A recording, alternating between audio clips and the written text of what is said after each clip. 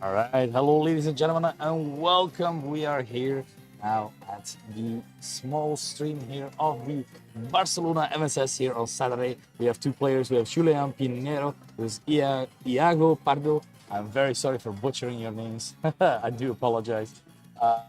But it's seemingly like two ways of like playing right now because I have seen a lot of Tinglu going around right now with the Dondozo. So very much looking forward to seeing this team in action. On the opposing end, we have a bit more of a balanced team with Excalibur, which I am personally a big fan of. So not really gonna complain right now. Both players are already 1-0 as well, so looking forward to how they will do in the rest of the tournament, but especially right now because we have seen Tornadoes and Landers work well together, especially putting up Rain Dance so you can sense your Storm and such for just powerful ground type moves, being able to put on the offensive pressure. While Iago mainly going on the more physical side, you still have the goal to go there for those special attacks there, but mainly physical there as the players are ready to begin. So let's take a look at how this will turn out.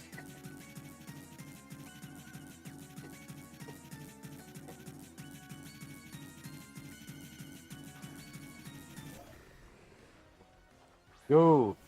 We have the Tornadoes and the Incineroar, while on the other hand we have Dragonite and the Dondozo with the Oblivious ability as well. So no attack drop there, meaning that right now this Dondozo is booming, is able to threaten anything with a strong wave crash there, for example. As Dragonite as well, not really being intimidated by Incineroar. Incineroar not really being able to provide much with its Intimidate, but with a with a vent arrière, as the French would say, with a Tailwind and a Partner Shot, you can lower some stats here of these Pokemon. Dondozo is also quite threatening because it has the Yawn, meaning it can make sure that Pokemon will have to switch out the next turn or they will sleep. It is a good way to go around it. So right now we do have the immediate speed drop here for the Bleak Windstorm as the aerial is into the Tornado, is doing a bit of damage there as the Rocky Helmet into it as well. Knock off into the Dragonite, making sure that that Assault Fest is gone. Meaning only the doors it left, and it is going for that Yawn, making sure that this is will have to switch or it will fall asleep in the next turn.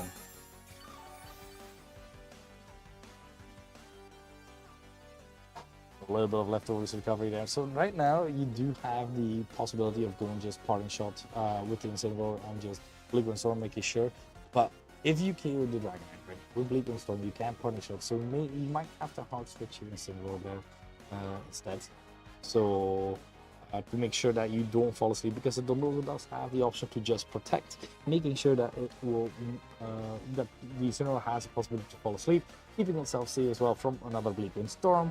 As we do have to protect here from Tornadoes, no protect here from Incineroar not being able to. Dragon going for the extreme speed, not affecting the Tornadoes right now, meaning this Incineroar can perfectly go for one Parting Shot here onto the Dragonite, making sure that its attack and special attack can drop. And this Dondozo is ready to open its mouth again, I feel, and yawn again, because this is the cycle that you put yourself into. If Dondozo does manage to get up a Yawn, you can make sure all your Pokemon keep being asleep. But it is the best possible switch there. It is the goal to go right now. It's not affected by Yawn, meaning this Dondozo has actually not really done anything this turn and only has one target to possibly Yawn, being this Tornadoes. While on the other hand, Go now has the option to just set up possibly against an Oblivious Dondozo, meaning it is not unaware. You can definitely hurt this a lot with a lot of damage here right now.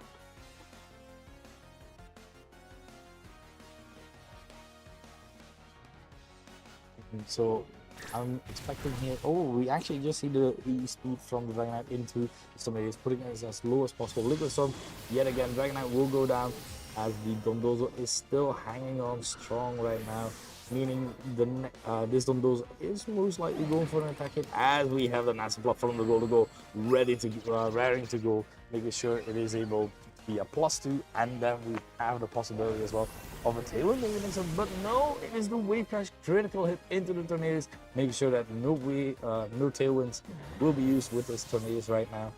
So 1 for 1 right now.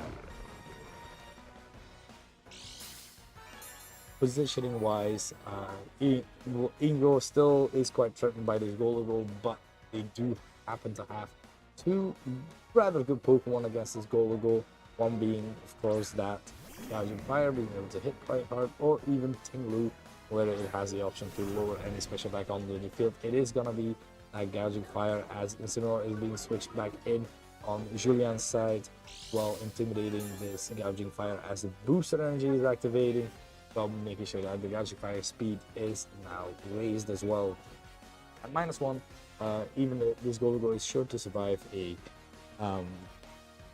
Heat Crash here, possibly, of course, a double up will prove to be too much for the possible Golden here. So looking at that, we might see a bit of an adaptation here, going for rather a protect and then just a bit of damage with the Dondozo, so that you can go for the Heat Crash in the next turn. Incineroar, of course, threatening with a fake out on both of these Pokemon to do the Burning Bulwark, as I've said. Did I correctly predict this here? As the fake out going into the Gouging Fire. Incineroar, of course, a fire type, not gonna get burned by this Burning Bulwark. A Shadow Ball into the Dondozo will be proved to be enough to KO this Dondozo as well. Down it goes, nobody Tatsugiri this time around, and now Iago suddenly only having 2 Pokemon left, and it is gonna be that Chien-Pao right now. Chien-Pao, of course, being able to threaten with a Sucker Punch most likely onto this Golden, and also a Sacred Sword, especially after a Howl boost from the Gouging Fire, could prove to be too much for Incineroar as well. But now you have to carefully pick your targets here. You are able to survive at least 1 turn with the Make It Rain, because you have that full percentage, of course, on the Chien-Pao, being able to make sure that you survive 1 turn at least. Actually, the Uru is rather safe in this regard. And we see also last Pokemon in the back here, being that Landorus, being able to resist any possible Sacred Sword here. Of course, if correctly predicted here by Iago, this proves to be a powerful outcome, as we have the Terra Stellar onto the Chien-Pao, being all powerful. All moves now have stab boost right now, and get a little boost. Also, the Sacred Sword, this Ice Spinner, will do just a bit more, as we have a Terra on the other end as well from Julian's side. It is gonna be that Golden boosting itself as well into that Terra Fairy, making sure that no Sucker Punch will hurt it as much, meaning right now it is susceptible to any sort of Ice boost. And the Gouging Fire is going for the Howl, raising the attack of both itself and of the Chien-Pao right now. If we do have the Sacred Sword into that, this is going to be the Sacred Sword into the Landorus, not doing all that much. Resisted even a Make It Rain coming out, doing a lot of damage, of course. Chien-Pao hanging on thanks to his Focus Sash, but still 50% to Gouging Fire is still a respectable amount of damage as well, as the special attack does drop from the Golden side.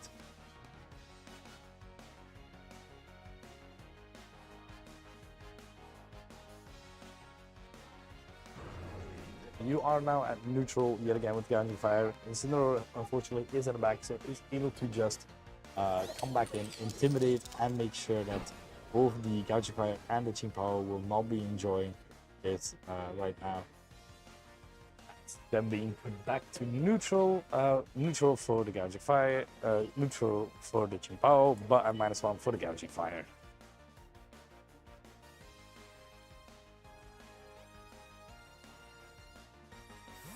Now the switch out from the Landorus is yet again going for that Incineroar, making sure that they can go for the switch in this regard, with this Intimidate, lowering the attack of both the Chien-Pao and the Gouging Fire here. Even you have the possibility to go for yet another fake out and protecting with the Golden, just scouting out for a possible protect here on the other side, but just another Howl from the Gouging Fire, making sure this Chien-Pao stays at +1. While oh wow, what a great call there, Sacred Sword into the Incineroar, barely missing out on the KO there. But now, with the fake out pressure here, now being able to make sure that one of these Pokemon is not able to move. So maybe possibly bringing back here. Iago really playing well with these last few Pokemon given. Um, just doing phenomenally, honestly. So let's take a look at what the decisions will be for what could be the last turn. Because you can both protect on both either Pokemon, of course, but then the Goligo has the possibility to go for yet another Mass Block. You can then switch out your Incineroar for yet the Landers to switch it back again. So we have the Burning Bulwark coming out onto the Gouging Fire this time around. Agrichiva is also protecting here. Incineroar is staying in, so no hard switch. Could go for the Parting Shot into the Gouging Fire. We have to make it rain. So that means Incineroar is going later than the Goligo, meaning I feel a Parting Shot is imminent onto this Gouging Fire. So let's take a look. It is the Parting Shot there, lowering that, at least that attack yet again. So being back at -1, Incineroar is able to come back in after the Landorus has successfully switched in here now, meaning Chimpao can yet again be at neutral, while the Gouging Fire is now definitely at -1 and could even be at -2 after the next turn. Well played to Julian, making the right decision there. So now you're being put in this position where that is the thing, you have to make every call right on the Iago side. Predicting the protect, a possible U-turn is just another howl onto the Chimpao. What will this Chimpao do? Is it going for as much damage as possible onto this? It is the Ice Spinner, it is Terra boosted, it is onto this Goligo. It is +1. Is it enough? It is enough to kill the Goligo, meaning now this Landorus still on field, didn't protect, didn't switch out to Incineroar, meaning this Landorus is definitely going for an attack here, going into the Earth Power, into the Chimpao, trying to make sure that it is just a 1v2 situation. Incineroar and Landorus might prove too much for a possible Gouging Fire here right now. As now with the fake out possibility, you are able to make sure the Gouging Fire is not able to move, and even if you go for the Parting Shot instead of the fake out there, it would also prove to be quite effective as you make sure that you do the KO on Landorus will not be happening as well. It is just a fake out into the Gouging Fire as the flinch, and now with the Earth Power, Gouging Fire does go down. That means it is 1-0 for Julian. Very well played here, very well. I feel like the Goligo was really well done, and the adjustments onto the Incineroar switches every time. Yeah, trying to keep up as well as they could, and honestly, they really didn't do bad. I feel like they really were close in that regard, but just one Pokemon too little, one protect too much, and you're being put in a situation where you have to, well, sacrifice a Pokemon in that regard. So, what kind of adjustments could Iago make here? We do know that the Goligo is one of those things that is quite threatening, especially if you are oblivious onto your Dondozo. Oh, that is the wrong song. But yeah, so looking at this situation, the adaptation from both players will prove to be quite effective because these players definitely knew how the other played there. So let's take a look. What I would definitely bring, I feel like honestly your own Goligo might be a shout in that regard. It is just the annoyance of that Landorus, which will always be there, just being faster and being able to kill you, whether you Terra or not, with a Sludge Bomb or even a Earth Power. So that is rather annoying in that regard, but I do believe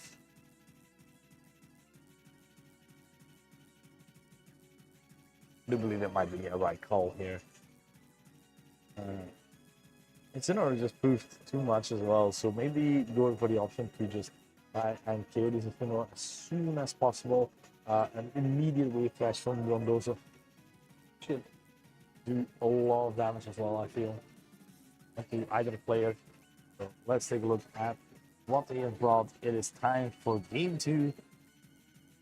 Julian Pinero versus Iago Pardo.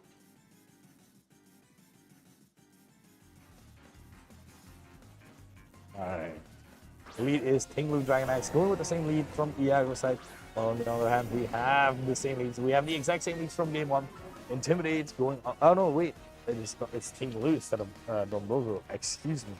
But now with Tinglu, you do have the Sand Tomb able to trying to lock a Pokemon here. The unfortunate thing is Isidore has a lot of pivoting moves, being able to switch out at a whim's hand whenever he wants to. So very much, you can do at least Ruination to get a lot of chip down as well. This Tornado's not really being that threatening, especially not with the Dragonite having the Assault Vest, and then the Tinglu with its ability Vessel of Ruin as well, lowering all the special attacks onto the field. It is going to be a Bleak Storm this time around. Dragonite avoiding here and doing a little bit of chip to the Tinglu. So we have the speed drop as well. Stomping Tantrum from the Dragonite into the Incineroar, going to do quite a bit of damage. Not intimidated, not Choice Banded. Either knockoff again. Decent enough damage there as the Stealth Rock are actually being put up, making sure that if this Incineroar is going to keep switching in and out, it will take that residual damage every time and time again.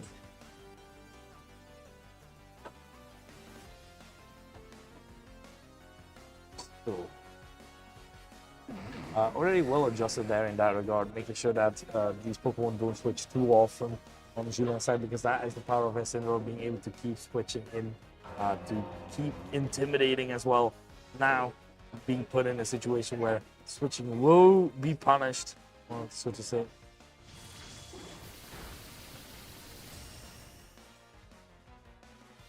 We have the air release from Dragonite going into the Tornadoes here. The Walking Helmet again, a little bit of chip as the Bleak Storm did quite a bit as a parting shot coming out into that Dragonite slot. Incineroar still being able to hang on, but it will be taking quite a bit of chip damage when it comes in the next time.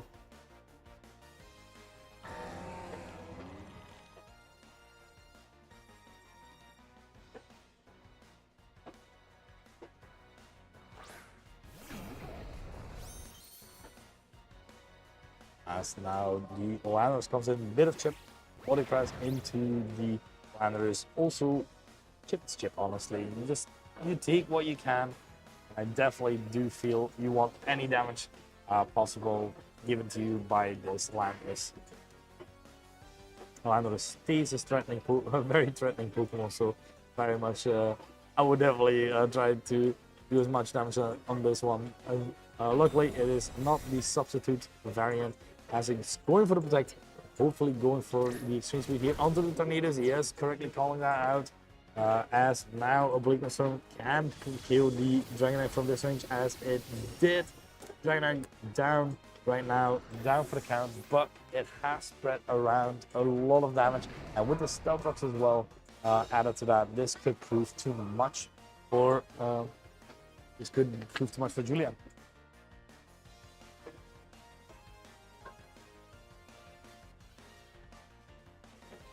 Let's take a look what the next switching will be here from Iago's side.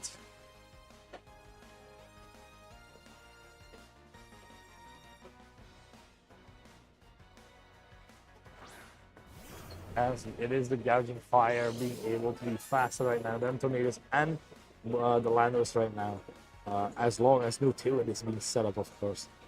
Tornadoes still being able, is still quite healthy in this regard. Another power will kill the Gouging Fire.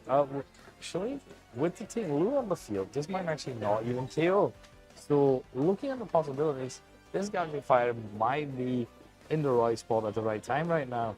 Being able to potentially boost the Tinglu instead, or even just get a KO 1 or 2 thanks to this Tinglu assistance. You do want to keep this, keep the Pokemon as healthy as possible, because you know that Incineroar is still in the back with at least still more 2 switches to be able to do. As the Tinglu is actually switching out here, what is coming in? It is that Team Power right now. Team Power with its Sword of Rune, lowering all defenses on all the Pokemon here right now. Is this enough for a possible kill as we have a Terra activation on, I believe it is, yes, it is on Iago's side. Go for the Terra Fairy onto the Gouging Fire, making sure that Earth Power will not be super effective. Trying to survive as much as possible here as now we have the Tail from Tornadoes coming in. Let's see what the Landers went for because Essential Storm could prove a lot of damage as the Earth Power coming in, doing a lot of damage. Oh my god. Big swipe into both these Pokemon and with the Rocky Helmet. Is this gonna be enough to kill right now onto the Tornadoes? It looks like it is. It is hurt. Oh, it's hanging on by a thread right now. So that means Chimpao does threat with a possible Sucker Punch right now. But with the Tailwind up, this is rather annoying to deal with as well. Would have loved to kill at least the Tornadoes in that regard. As now, I just didn't expect, honestly, I didn't expect Earth Power to do that much. It is still a Landorus, it's still Life Orb boosted, it is Sheer Force boosted, and I respect it, but that's just Terra Fairy Gouging Fire. I thought it was going to be able to take that a bit better, as we had a protect coming out from the Landorus side, as the Rain Dance from Tornadoes meeting Fancier Storm is possibly incoming as well. I'll go with the Sucker Punch onto the Landorus slot, but failing, unfortunately. Howl from the Gouging Fire, trying to boost as much as possible in the next turn, because if it is going for a Breaking Swipe, it will KO itself. So now you're playing a game where you want to KO the Tornadoes, and you want to be able to stall out all the Tailwind turns if possible. And while on the other hand, you are trying to make sure that it is that exactly the opposite happens, of course. So having to call this turn right seems rather hard. We know that Bleak Storm won't kill the Chimpao, but both attacks from the Science Storm and the Bleak Storm are now 100% accurate, as the Sucker Punch going into the Tornadoes slot right now, doing a bit of damage onto the Rocky Helmet.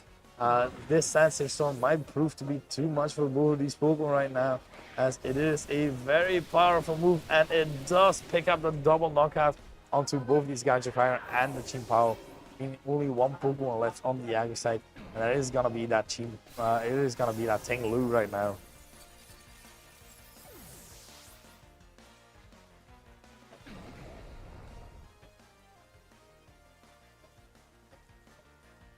So Incineroar is able to come in, just intimidated yet again, as the Tinglu is not really able to hit its Landorus for a lot of damage, as the Stealth Rocks are proving to be useful against this Incineroar as it's munching on its berry, but it is quite too late right now. With only the Tinglu left, it doesn't seem like there's a lot of options here for Iago.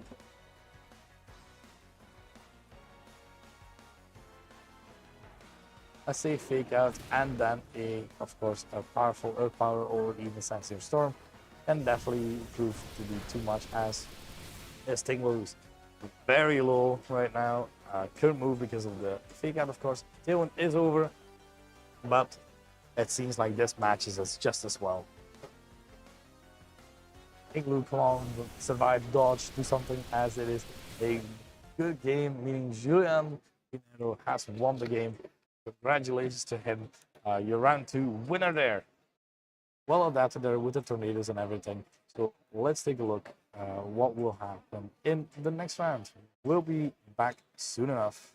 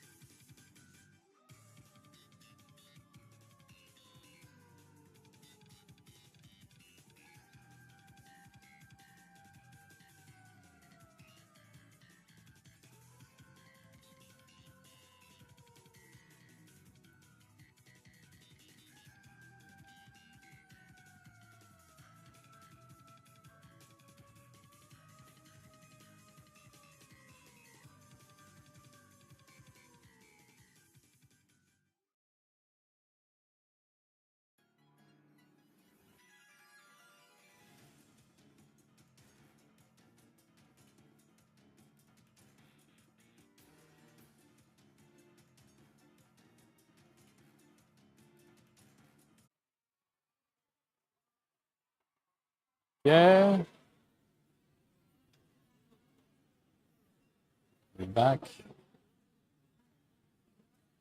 We should be back.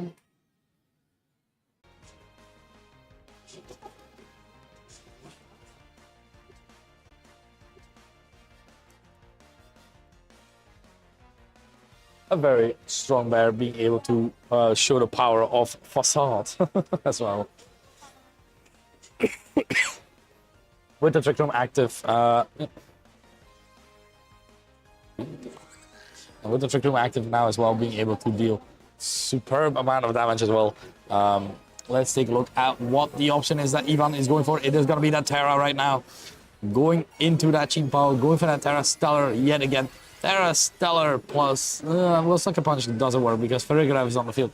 But still, with the Focus Sash on the field, you still have that option. It is a Facade coming out from the Ursaluna, going into that Cheap Power slot, of course.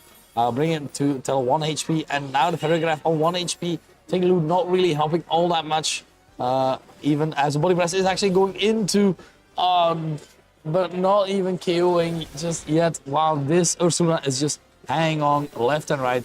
This time around, we saw the Ursula being able to put in the work that it wanted to do earlier in the previous game, and now this is the actual powerful.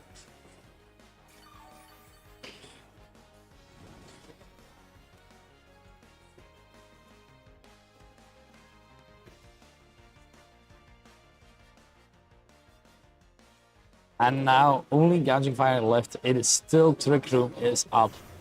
You can't, even with the Protect, the Ursula will still be able to survive for at least one turn.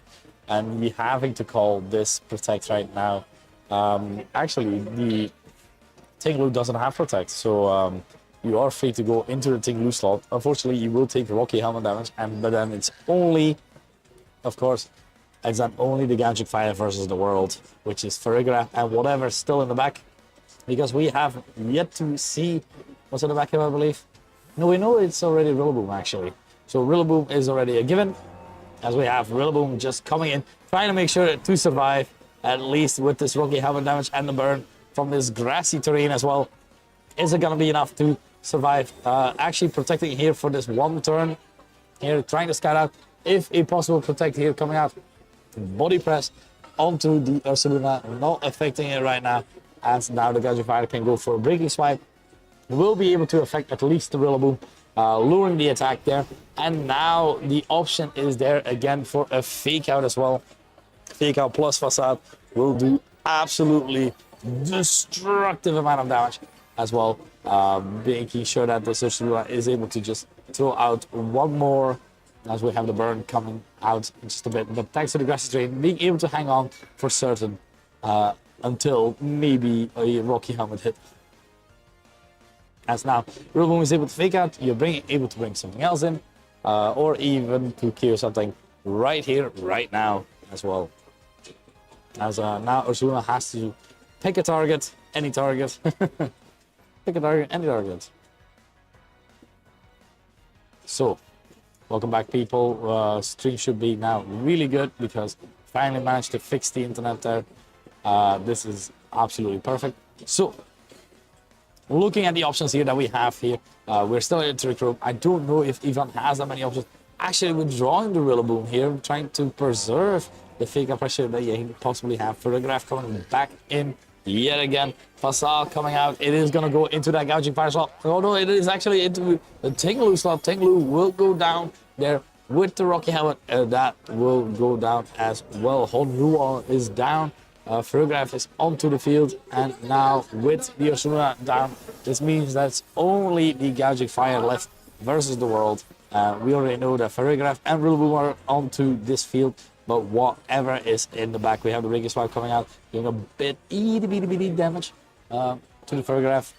Photograph being able to heal this off quite nicely as well with some grassy terrain. So, what do you bring in? It is going to be that Chiyu. Chiyu, of course, being able to resist the Heat Crash, the single target, and the spread move from Breaking Swipe will surely not be enough to KO Chiyu. We have seen that Dark Pulse did about 90% earlier, so an attack from this Photograph plus Chiyu could prove too much for this gouging fire right now.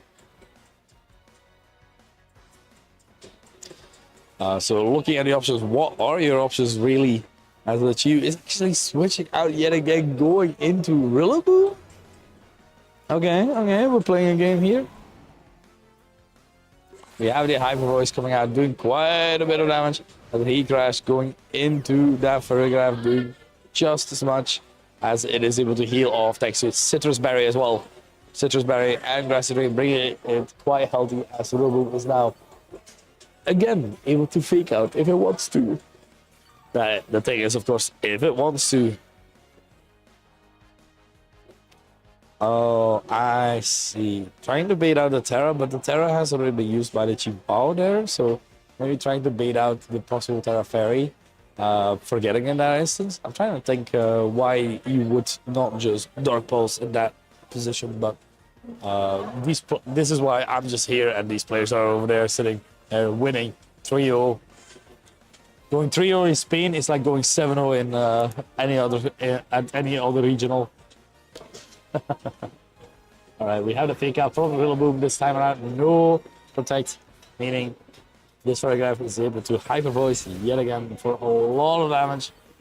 And now this Gouging Fire is quite low, being definitely in range for both these Ferrograph and then this Rillaboom as well.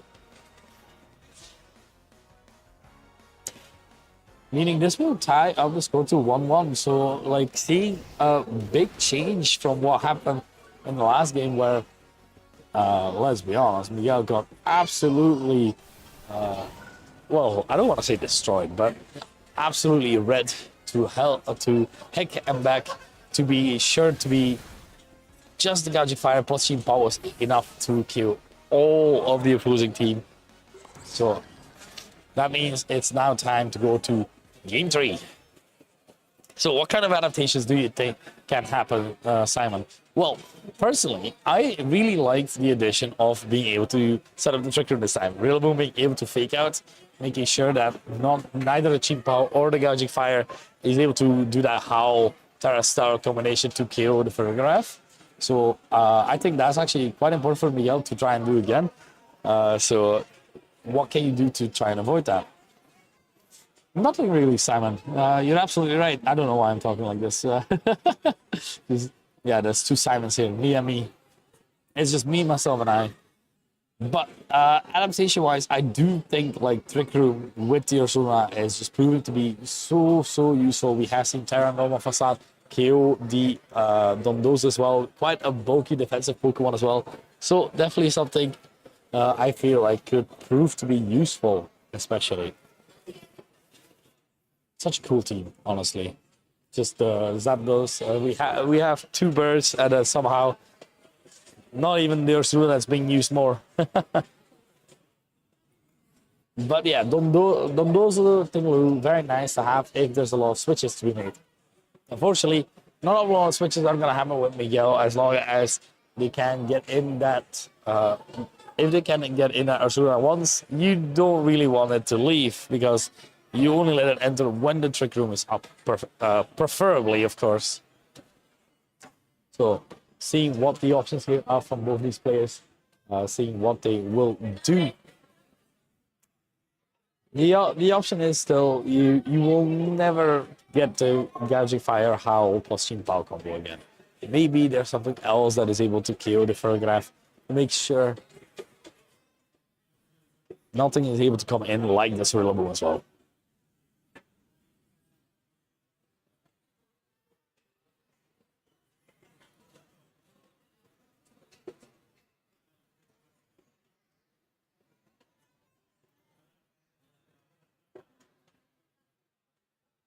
Oh, finally having to decided here what to do because it is, of course, as I said, winner will go 4-0. We're having 7 rounds of Swiss as well, so you want to take as many wins as possible. 7 rounds of Swiss is actually kind of crazy that we have to do for Nemesis. But let's take a look at what these players are bringing. We have the Rillaboom and Ferrograph from Miguel's side, while it is Dondozo and the Golago this time around. Golago being able to set up possibly, being able to set up at least a Nasty Claw here while the Rillaboom is not really able to U-turn, not able to fake it out. This is rough. You want to be put in a position where really don't want this Trick Room. You just don't want this. This Trick Room is omega annoying for you, and you have to deal with this somehow. As we have Nasty Plop. So go on with your own threat. It is Nasty Plop. Go. U-turn from the Rillaboom, meaning this could very well just be the Ursaluna. If correctly done, if this is a wave crash, if from this Dondozo into that Ursaluna slot, this could prove to be quite effective way to deal with this as well. As it is, the Ursaluna. Let's take a look at what this Dondozo is doing. It is going for the wave crash right now, going for the hard call here, and not KOing it, but doing so much damage already to this Ursaluna. And that is exactly what you want to, because this Ursaluna cannot stay healthy. You want this to keep being chipped and as low as possible, so either of your Pokemon could try and take a KO on this. You can play the dangerous game right now of which one of these Pokemon will protect. If you protect onto the right slot, so Ursaluna can KO you, and the other Pokemon can take the KO. Or you just attack with both, and you sack a Pokemon. Now, honestly, this is a hard call to make, because you kind of want to keep the Go alive, because it straight up it walls the Rillaboom there, being able to make sure that it's not really able to do anything. Walls the Ferrigraph as well, so possibly put whatever's in the back. If the Chiyu isn't here yet again, this Goligo could definitely prove to be the winning Pokemon right now for Miguel. While on Ivan, they have to decide here what to do. This is a very hard call to make, as we have the helping hand coming out from the Ferrigraph, trying to do as much damage as possible. Not going for the Terra Normal this time. It is the Facade into that Dondozo. Will be able to pick up the kill. But now Goldigo is still able. Didn't protect, meaning this will go for a Make It Rain. It is on both of these targets, and it is not enough for the Ferrigraph, but it's definitely enough for that Ursaluna, which is going down. The Ancient History Pokemon is down.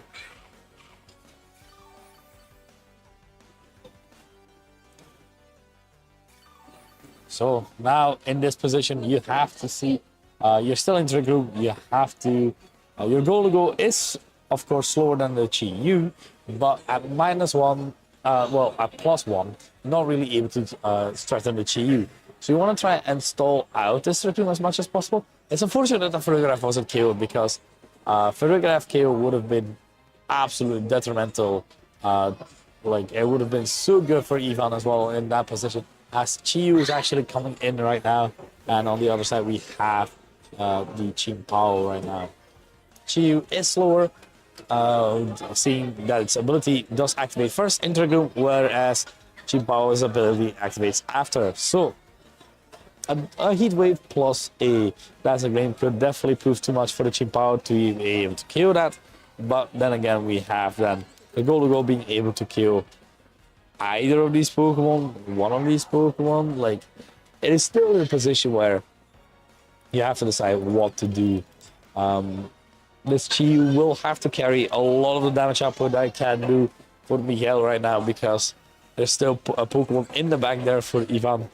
So having to see here what is your best course of action without losing or even getting all that much damage to this Chi-Yu. As we have the Terra activation this time around, it is going to be the Terra onto that Ferrigraph. Ferrigraph going into that Terra Fire type, trying to make sure that it can survive a Mega Rain yet again. It is now only a +1 instead of +2, and now resisted as well. Protect from a cheap power, trying to maintain its sash to completion, as now the Hyper Force will be coming out. It is not going to affect the Goligo. Let's take a look at what this Goligo is doing. While this Chi-Yu is most likely going for a fire move, we have to make a raid onto both these Pokemon. Ferrigraph hang on by just a thread here. Special attack foul now back at neutral, and now the Heat Wave. Is it going to be able to connect here? Right now on this Goligo, you need this to connect. And it is connected, and the Goligo is going down. Trick Room is still up, and now the last Pokemon in the back has to be revealed by Ivan. And as the Ferrigraph is still able to hang on by just a bit of HP, and Trick Room is still up, so still nice to have. Grassy Train is gonna end after this turn, I believe. meaning if Rillaboom comes back in, it will get it back. As the last Pokemon revealed is that Gouging Fire. We have come a long way here right now from our first game here where Chien-Pao Gouging Fire was the winning strategy here, as to now where these are the last two hurdles you have to come across from the end right now to try and see what you can do. Well, Ivan has to decide here what to do. We already know that the Chien-Pao can't protect anymore, as we do have the Terra Stellar activated as well. You can always hope for a Heat Wave miss. That is, of course, one of those things. One of those Heat Wave is an amazing move, unless when it misses. It is a Sucker Punch onto the Ferrogram, onto the Armor Tail. Not working, of course, as the Hyper Voice coming out with quite a bit of damage here. And the Heat Wave isn't gonna... It did dodge. The double dodge onto... Wow, this is why you don't like to play... This is why you don't like to play that, as right now you do have the option to Sucker Punch now yet again. Oh my god, the double Heat Wave dodge is absolutely devastating right now. Chi, you're not doing your job right now. And as all these Pokemon heal a bit of this grassy terrain, only one Pokemon left in the back, and it is going to be that Rillaboom. Rillaboom being able to hit something with a fake out still, but the issue is this is the last turn of Trick Room and the last turn of grassy terrain, meaning both the Chien-Pao and the Gouging Fire can protect, and the Stew is slower, and the Rillaboom will be slower as well as soon as this grassy terrain ends. So right now this does seem like the writing is on the wall here right now. If it was a sole game against this Gouging Fire, you have maybe potential options, but it is seemingly getting harder and harder to win this one, as we do have to protect coming out from the Chien-Pao, trying to stay relatively safe, and the Burning Bulwark as well. And now Rillaboom and the Chi-Yu not really able to hit either of these Pokemon. We have the fake out coming out into the Gouging Fire, so it's gonna get the burn as well, because if you make contact with Burning Bulwark, you get burned. One of the great new moves added, and only a move that Gouging Fire can learn as well. But still, really a good move to have, as now Grassy Terrain will end. Every Pokemon will enjoy its sweet, sweet grass for one more turn, bringing the Chien-Pao just over half yet again. And now, being put in this situation, Twisted Dimension, seven more, grass disappeared. This is getting very dire. Chi-Yu quite low. Rillaboom not really in the best position for the fire type and AI type. So you need some kind of miracle to work here. This as the Heat Crash is going into that Rillaboom. Is it going to be enough? It is enough for just that straight up KO, as now the Chien-Pao is able to Sacred Sword and KO this Chi-Yu as well. And that is GG. Well played by Ivan. That is a very unfortunate miss on the Heat Wave there, but still very well played. Play to your outs. Heat Wave can always miss. It was still the best play to be made here. Very well done. Unfortunately, that will be it for this round, meaning we will be coming back here soon with round 5. So stick around for just a bit and see you later.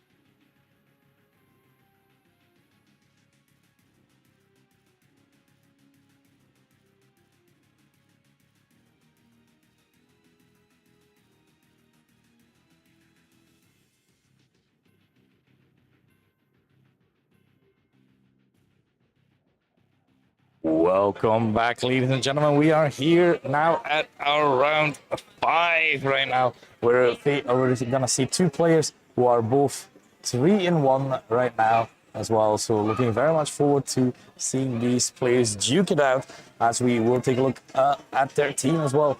We have a hard Trick Room team on Adrian's side. We have Ferrigraph, Torkoal, Iron Hands, Ursaluna, Ogerpon, Cornerstone, and Urshifu Water. A good combination of Pokemon, really, as Ursaluna has now, the physical Ursaluna has been proven to do quite well as we have seen from previous rounds, as Torkoal has always been a threat and is always dangerous to deal with. And on the other hand, we have Lanners, Incarnate, Rillaboom, Incineroar, Chien-Pao, Raging Bolt, and Urshifu Water. But this time, they're quite interesting with a Choice Scarf, Terra Steel, Terra Blast to possibly deal with all these Terra Fairy Pokemon popping up, because there's a lot of them. So, very much looking forward to how these players will play this out. So let's take a look at how they do as well. Right now, looking very much forward to seeing actually the Urshifu in action. So let's take a look if it is immediately coming out. It is the Raging Bolt and Incineroar on your side, while on the other hand we have the Iron Hands and the Ferrigraph on the other. So Intimidate immediately activating onto the Ferrigraph, but not really affecting the Iron Hands, as the Iron Hands has that clear amulet item, making sure that it is not able to drop its attack stat in that regard.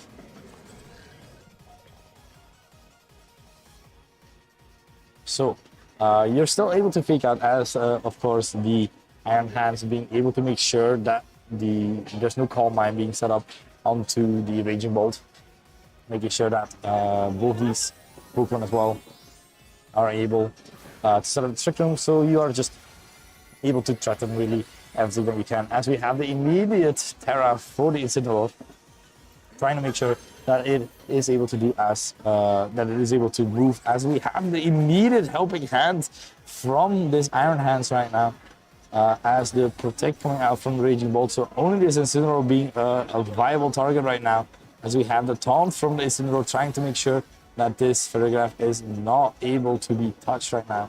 This is going to be a close combat. It is a close combat into the Raging Bolt, but Raging Bolt correctly predicting that and protecting for just a turn. Now Ferrigraph not being able to really set up the Trick Room, and not really able to do assist as much as it would like to do.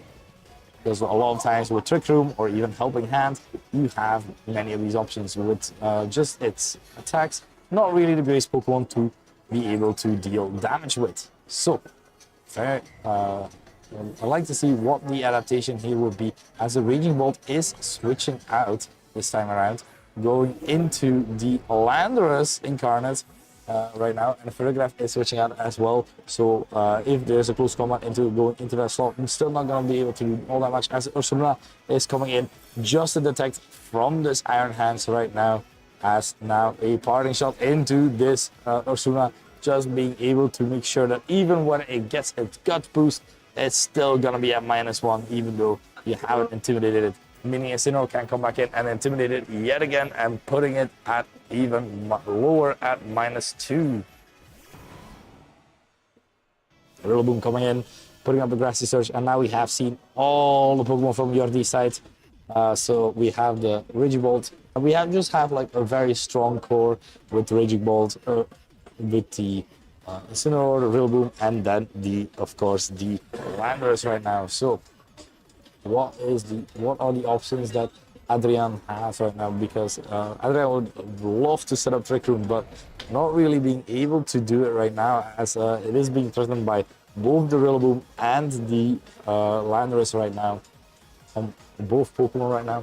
So looking at the possibilities here to what to do in that regard, we do have the option to switching in to the possible Ferrigraph for the potential priority spam, but I do believe it is going to be the strong Wood Hammer coming in instead, as we have the Ferrigraph coming in right now.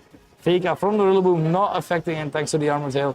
No Wood Hammer, meaning right now the substitute from this Landorus is able to be set up This Ursula did not go for protect, so went for a facade right into the substitute, making sure that that is at least broken. So very well played there. Just trying to mitigate here the amount of momentum really that Jordi is able to maintain. So with this burn and the grassy terrain right now, you are able to put up you can try to set up that, of course, that trick room again. Now of course a very strong wood hammer and an earth power could prove to be too much, but the liner is actually opting to go for the substitute instead, as now Lobo going for the U-turn, possibly going for that is in order to make sure that it is able to intimidate this Ursula yet again, trying to make it as useless as possible, because at -2 you're not dealing as much damage as, of course, if you were unintimidated. And with the ghost typing, also very nice switching for a possible ghost. And the curse is actually coming to show here with the Ursula, which just lowers its speed, raises its attack and its defense, but drops its speed, meaning it is looking very nice here on that regard. It is cursed. I did not see that at all before. It is also Terra Fairy as well, curse, headlock, rush, facade. So single target Ursula, but really proving, and now at -1, still being quite a threat here, being able to do decent amount of damage to either of these Pokemon really. So looking forward to how this will play out. As we have the Ferrograph actually switching out here. I love the little substitute flying there, as Torkoal is coming in right now. Trying to set up the sun. We had to protect from the Landorus here right now. So meaning if this Ursula is able to go for yet another curse here, being able to make sure that it is able to be at neutral. Yet another curse at neutral right now. This Ursula becoming a huge threat right now. Let's see what the Incineroar is doing here, as it is going for a party shot. So putting it back at -1 right now.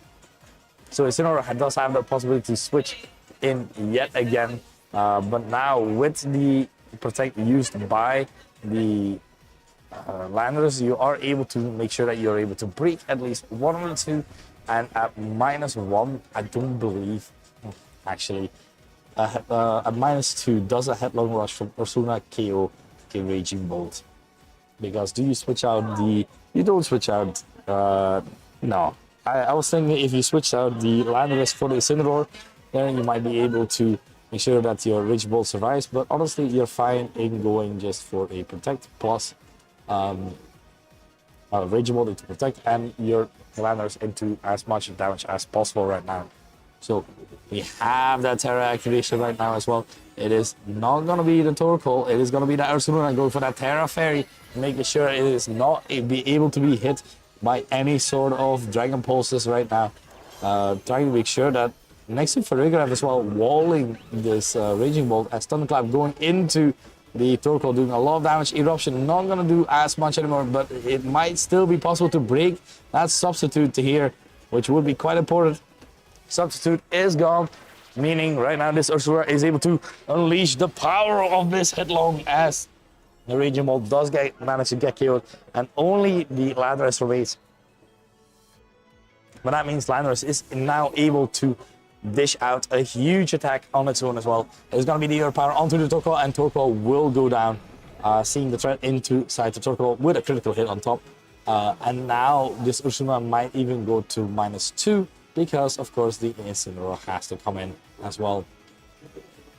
You still have the Ferrograph, which is quite nice to be to make sure that you're not able to be faked out by either of the Pokemon. So that's really a good idea to do.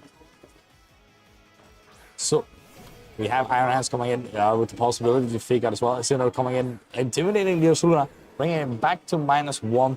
No, -2, I believe. -2, yes. But the Iron Hands is still quite threatening here, because wow, that's a lot of stat drops and stat ups. So its defense is up, its attack is -2, and you only have the you do have a Ferrograph left. So Iron Hands just retreating immediately. They're going into the Ferrograph, trying to make sure that no fake out is going to be used. Protect onto the Landorus, so being able to use this opportunity quite well here if you're able to go for a strong attack here. facade onto the Landorus. Well done there. As now Isidore is able to parting shot yet again onto the Ursaluna, and the Ursaluna is again its attack is dropped again, and now you can switch it back in and drop its attack again, and that is what Incineroar does. It comes in, it comes out, parting shots you left and right. It just keeps going. It does not stop.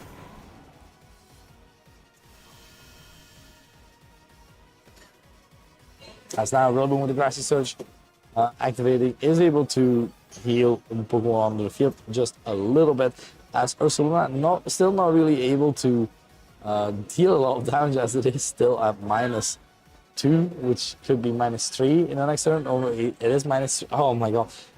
There's a lot of Intimidates that happened here. And with 2 curses. Okay, so Intimidate, Curse, Intimidate, Parting Shot.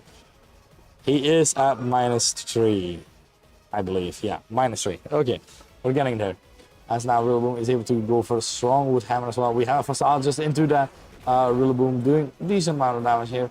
As now the Psychic will try to deal with as much damage as possible to this Rillaboom. Not all too much, as the U-turn actually into Fergraph, just trying to chip it down bit by bit. And now that means that Incineroar comes in yet again.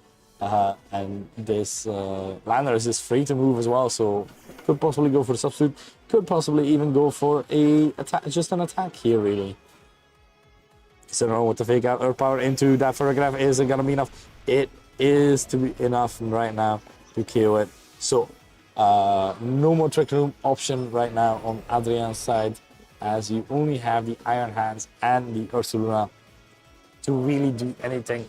And this Ursaluna is already at -3, so not really the best of options, as Iron Hands not really a good switch. Having a good time with the Landorus onto the field still. Landorus onto the field still means that Earth Power is a given. You do have 1 turn at least of Fake Out, but that's really it. Do you set up a curse again so that Isidore can Party Shot yet again?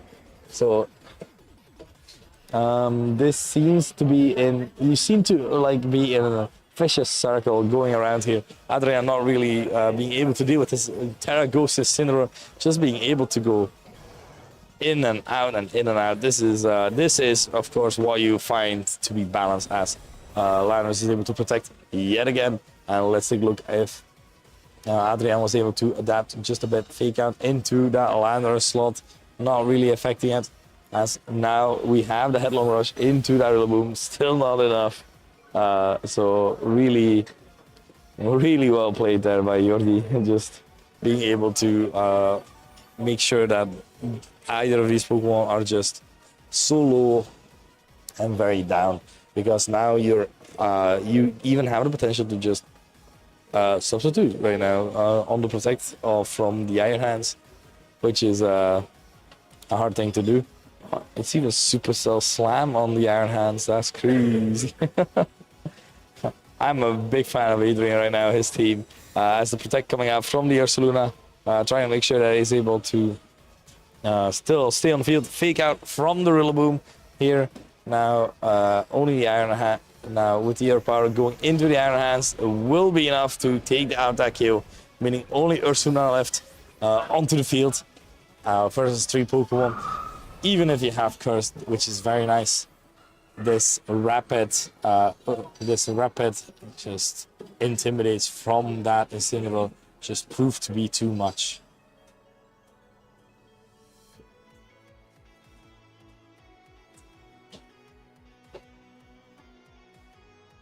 So thinking about the adaptation you can make, but like that taunt Terra Ghost Ursaluna is just so strong. It is one of those Pokemon that it just showcases time and time again. Incineroar will adapt. Incineroar will be here. Incineroar is always there when you least expect it. So definitely one of those Pokemon that you have to pay attention to, because time and time again, Incineroar is definitely one of those Pokemon that just keeps being able to be so meta relevant right now. All right.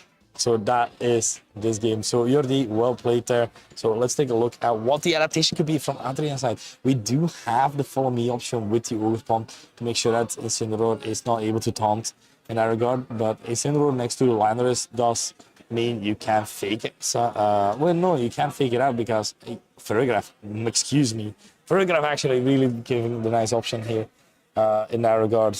But I feel Jordi still has such a good option here to just adapt to the possibility of the Rock Ogre Pawn as well. So right now, what is the way to go here to find the way to success really?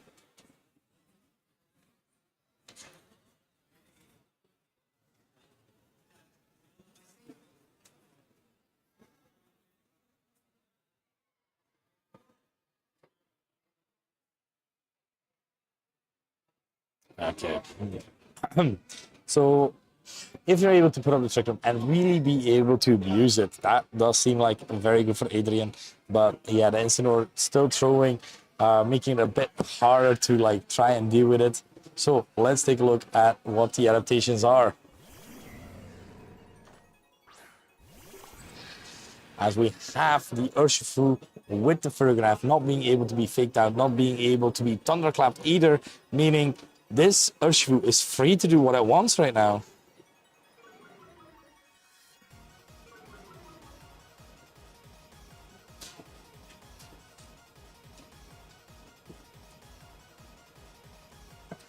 This Urshifu is free to do what it wants, so being able to go for Sunny Strikes, we have the possibility of Ice Spinner even as well, and Helping Hand, just making sure, because you're not able to Trick Room with this Incineroar onto the field. As long as this Incineroar is able to go Terra Ghost and is able to taunt, you will not be able to kill in one go. But a Helping Hand boosted Surging Strikes might just prove to be enough. So I'm very much looking forward to seeing this move to this possibility of even a KO here, really, as you need to try and break this team here, as we have the Terra activation immediately going off on the first Pokemon, which will be that Urshifu. Going for the Terra Weather, the classics always return. It is still a good option to have. Urshifu here ready to Surging Strikes all over. It is a Helping Hand boosted as well. So Terra Water, Helping Hand boosted Surging Strikes. Let's take a look. This Incineroar will be gone almost in one as well. That is absolutely mental, as eating a citrus berry, trying to heal as much as possible. But wait, there's a second one coming in, Incineroar, you'll not see, and it is down. Meaning right now, only now the Raging Bolt still has a possibility to go for at least a Dragon Pulse here, as you have the Calm Mind actually just opting to go for that, as now you are able to try and see what your switching can be for this Raging Ball, because Surge Strikes wouldn't do that much. It does still decent enough damage. Rillaboom coming in as well, making sure that this Urshifu not doing the most of damage, but still could prove to do decent enough damage, so to speak.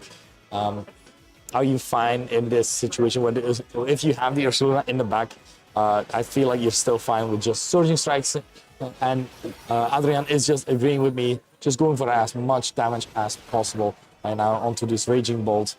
It has leftovers, it has the Grassy Train, it will heal like half of that, but still, damage is damage. As right now, the Wood Hammer is coming out, will be able to kill this Urshifu, but Urshifu has done its job and is getting rid of that Incineroar, which seemed to be the biggest pain right now for Adrian right now, as now the Raging Bolt is able to put a Dragon Pulse onto the Ferrigraph. It is not Citrus Berry, so this is the damage that has been given. Trick Room comes up, meaning our star of the show can come in right now as well. No more Intimidate possibilities as well, meaning that if you are able to keep the Ferrigraph safe for just one more turn, this Ursaluna can definitely prove how much damage it can do in the following turn. He worked hard for that Trick Room, didn't he? I love that Adrian also did not opt to go for the Ogropan route, absolutely going for the very strong Urshifu route there. Photosynthesis is boosted there with the Raging Bolt there, so a little bit scary. in that regard. But let's take a look at what either of these players are willing to do. And now a strong fire eruption will still do decent amount of damage. Will be able to kill the Rillaboom if it does not Terra. If the Raging Ball does decide not to Terra, either well, Raging Ball would not want to Terra right now in this position either way. But having to be forced to go for Dragon Pulse instead of being able to like that strong Thunderclap right now with the Sun Boost as well. So right now, Adrian is thinking of like how to bait and switch right now for the Jordi. The possibility is there to just being able to play, and we have the Ferregra switch in. So, did Jordi call this, or is this just gonna be a Dragon Pulse into that Ursaluna slot? So we have the Terra activation right now. It is gonna be that Rillaboom most likely, and it is. As I said, it is going to be that Terrifier. It has the Assault Fest. It is Terrifier. Torkoal is strong, but it's not that strong to kill the Rillaboom from this range. As we have the Eruption coming out with, which absolutely did nothing. Oh my god. Dragon Balls going into that Torkoal, being able to kill that, and Jordi very happy with that KO there. As now Rillaboom is able to move as well, and it's gonna be the Wood Hammer. Wood Hammer into that Ursaluna Assault. Is it gonna be enough to KO it? And it is. So only Ferregraph is staying there. So Jordi correctly calling it here as it was, and being able to win this game most likely.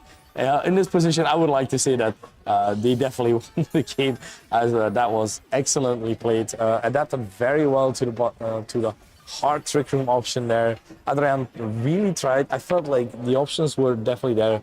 But yeah, when you go hard with the Urshifu, you then leave yourself open for this, for the of course, for the Raging Ball. So well done, Jordi. Well played there. That means that was our round 5, going 4-1 right now. Jordi Casado, very well played. That means we will be back soon with round 6. So stick around. We'll be back very shortly.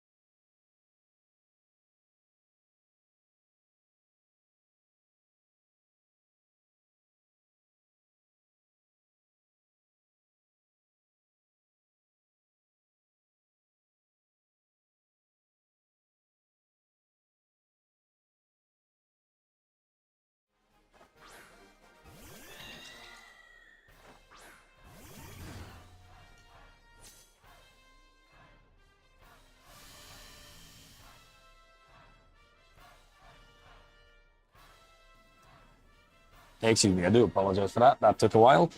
As we have now Indidi, Hatterene, Urshifu, and Fluttermane, we have Olga Elias versus Emilio Dominguez de la. Oh, damn. Name doesn't even fit. It's too long. Let me check if I can fix that. De la Haba. Okay, let's see if I can fix that.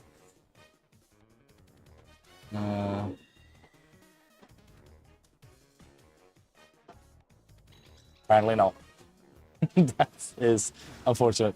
I will fix this later. Okay, so now with this lead, you do have the free Indeedee being able to terrestrialize and going for the Terra Fairy, being able to redirect any sort of Wicked Blow. And you just have the raw, follow me, actually no way of going for that. Ooh, with the critical hit as well. Wicked Blow into it. Indeedee goes down, meaning this is the ample opportunity to go for a perfect Trick Room turn right now with the Hatterene done next to a Pokemon that could well use it as well, which is, for example, the Torkoal. Very strong Pokemon that could very much like to use the Pokemon next to it, as you are able to break Sash with Eruption plus Dazzling Gleam.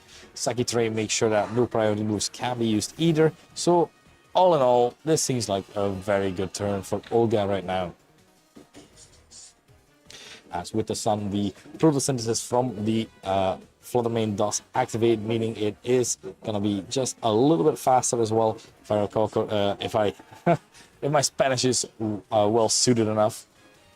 Being put in this situation, Dazzling Gleam plus an Eruption does seem like a very strong option, as we do have that Terra activation right now. It is going to be the Hatterene this time around, going for that Terra Psychic, so Expanding Force, just for that a little bit more of oomph, boosting itself, and with its same type boosts, Protect from the Urshifu. So this is looking like the perfect turn right now, as we do have Torkoal moving first with the Estaliado, which is of course that Eruption going into the Fluttermane, and that is just enough for the KO right now. So not really having to look at it. So this, well, we can see the Expanding Force right now, but not really mattering as of this moment right now. So now having to choose what else to bring in. Both teams do have an option for to try and abuse Trick Room, but Torkoal is just the slowest Pokemon possible. So like being able to just click these just fully boosted Eruptions seems rather strong, as right now the Cresselia does come in, and Cresselia is an amazingly bulky Pokemon. But is it bulky enough to survive an onslaught of attacks from both these Pokemon, as we have the Eruption coming out right now, just dealing with the Urshifu right there and then, meaning only right now, only the Cresselia onto the field with this single target Expanding Force isn't even gonna survive. It is not. So Olga really taking the game and running away with this, with the the superior Trick Room option being, of course, that Torkoal right now being able to put in a lot of effort together with that Hatterene as well. So right now, really looking good for Olga around 6. So definitely one of those things that you want to see as well. Like sometimes you just want the games to go a bit easier, a bit simpler, as we have to Protect here from the Urshifu. I'm trying to go for the Protect because you still have, of course, that Earthquake option, being able to deal with both Pokemon as well. So being able to possibly outstall the Trick Room in a bit like this might be the only play to go for. But honestly, I respect it. This is the play you have to go for, and this is clearly shaping up to showcase what has to happen.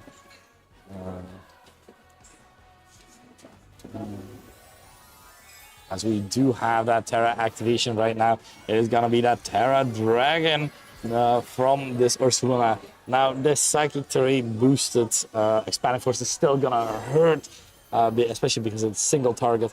But let's take a look how it is going. It is going for the Protect, unfortunately failing. So this means that right now this Eruption is going into this Ursula and doing over half, and now still this Hatterene being able to go as well, being able to go for the Expanding Force and just being able to take the kill and take the game and run away with it. So very well played there.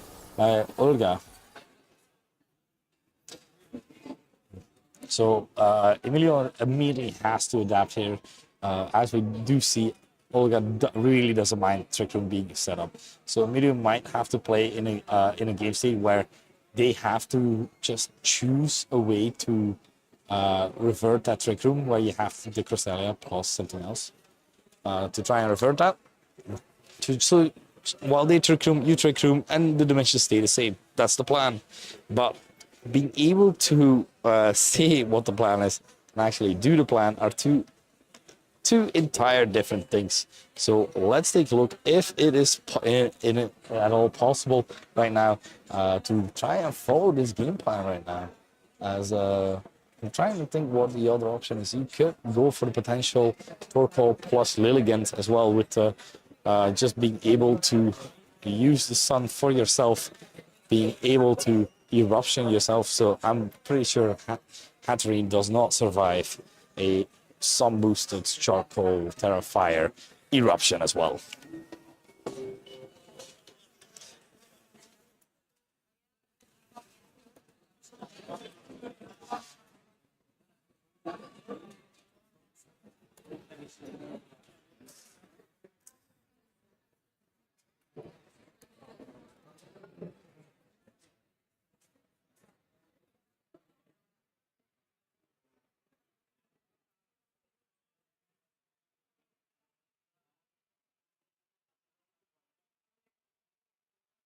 Okay, so we are coming back into the game here. Let's take a look at what the adaptations here are as we have the leads. It is Hatterene indeed, the elite as old as time. Well, Sword and Shield, as we have Cresselia plus Ursaluna right now. So Ursaluna really being able to try and make sure that the Trick Room does not get set up, while being able to spam these Earthquakes as well.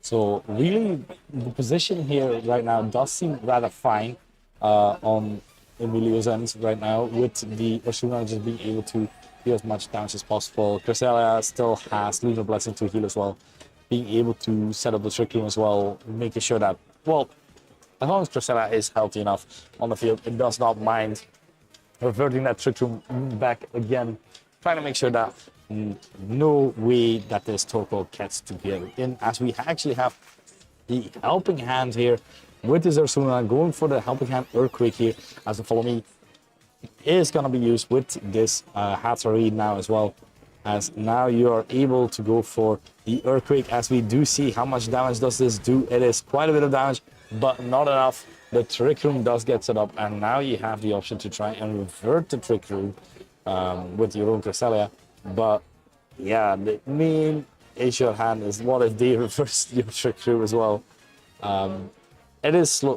Right now, Ursaluna is free to go for another Earthquake, or could potentially just protect, while right now this you have the Trick Room activating, but what if the Hatterene activates the Trick Room as well, going a little bit that step beyond, as the Gallade is actually coming in, and Gallade does not mind the Trick Room being reverted either, because that means it is able to just be able to abuse the fact that it is faster than the Ursaluna right now with the Terra Psychic onto this Hatterene right now.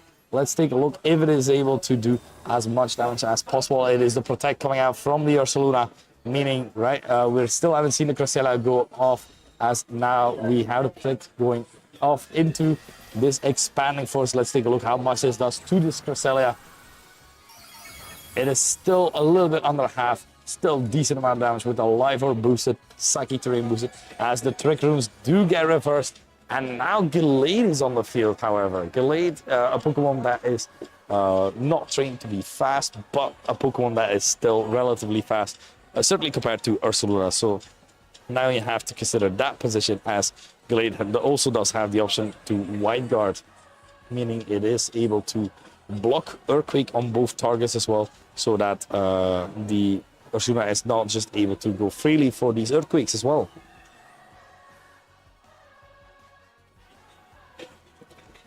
So, taking a look at the options here, Gallade with the Psycho Cut, I'm not sure. Psycho Cut Gallade, it is Sharpness boosted, it is Psychic Terrain boosted.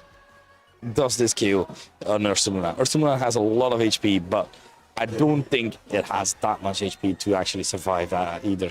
So I actually want to see this move go off right now. We have the Terra activated this time onto that Ursaluna. It is going to be that Terra Dragon yet again, trying to make sure that it is not weak to Sacred Sword from this Gallade as well, because that is quite powerful. So we have Protect from the Hatterene going in, going once, as on the other hand we have the Gallade now being able to... Cresselia actually going for the Moonblast, moving faster than a Gallade right now, as we have the Sacred Sword into the Ursaluna, do quite a bit of damage, but not enough, as the Facade into that Gallade will make sure that Gallade goes down. And now with the Hatterene just being open as well, not really having attacked, so a really good turn for Emilio with his Ursaluna as well.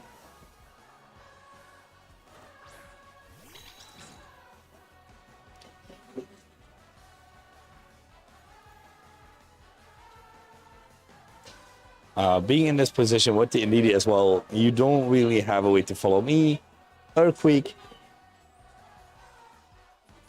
seems relatively safe, but is the Indeedee potentially able to kill the Ursaluna with a Dazzling Gleam? Unfortunately, the Cresselia seems to be quite fast, so it is able to heal this. Oh wait, actually going into the Hatterene. Hatterene not enough. So let's take a look if this Indeedee has enough here. Oh no, never mind. I thought the Indeedee would have been faster, but nope. It is Earthquake all the way. Hatterene and the Indeedee both going down there, meaning only one Pokemon left on Olga's side.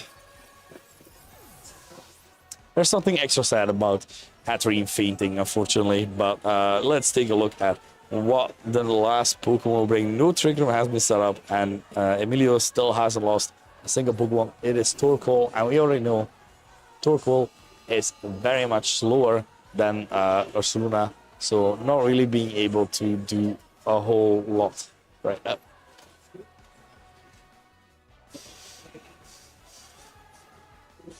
So looking at the option, so probably, most likely, you should be thinking about how to adapt here, what to do for the next game, because right now, this game does seem like it's over. So Olga, how would you adapt here?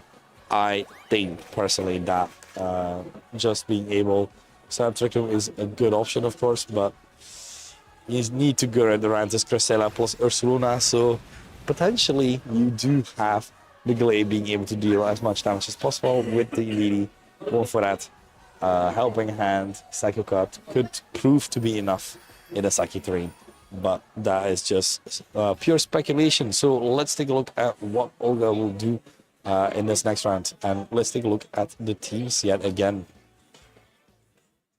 So we do see Emilio's team here, still quite a strong team here, as we have seen Trick Room used time and time again, with Lily Cole just in a new jacket, really, with the Lilligant Hisui being able to provide as much damage as possible with the support there as well. And Urshifu Dark just being a nice addition there with the Live Orb boost as well, just making sure that nothing can stand in the way of the sheer power of this Urshifu. And then on Olga's side, we of course have the Indeedee, Armrouge Gallade, Torkoal, and the Ursaluna Ogerpon. So I do feel like the Gallade might be the answer here. As I just realized, it is not the Armrouge. It has become, it has actually become a Hatterene. So my paste was not updated. That is completely on me. So unfortunately, but that's fine. So here we have the right teams. Emilio's team was correct, but Olga's, I made a small boo-boo. But that is life, and when you have to scan in a lot of Pokepaste. But anyway, looking at the options here, just go for being able to set up Trick Room is the way to go.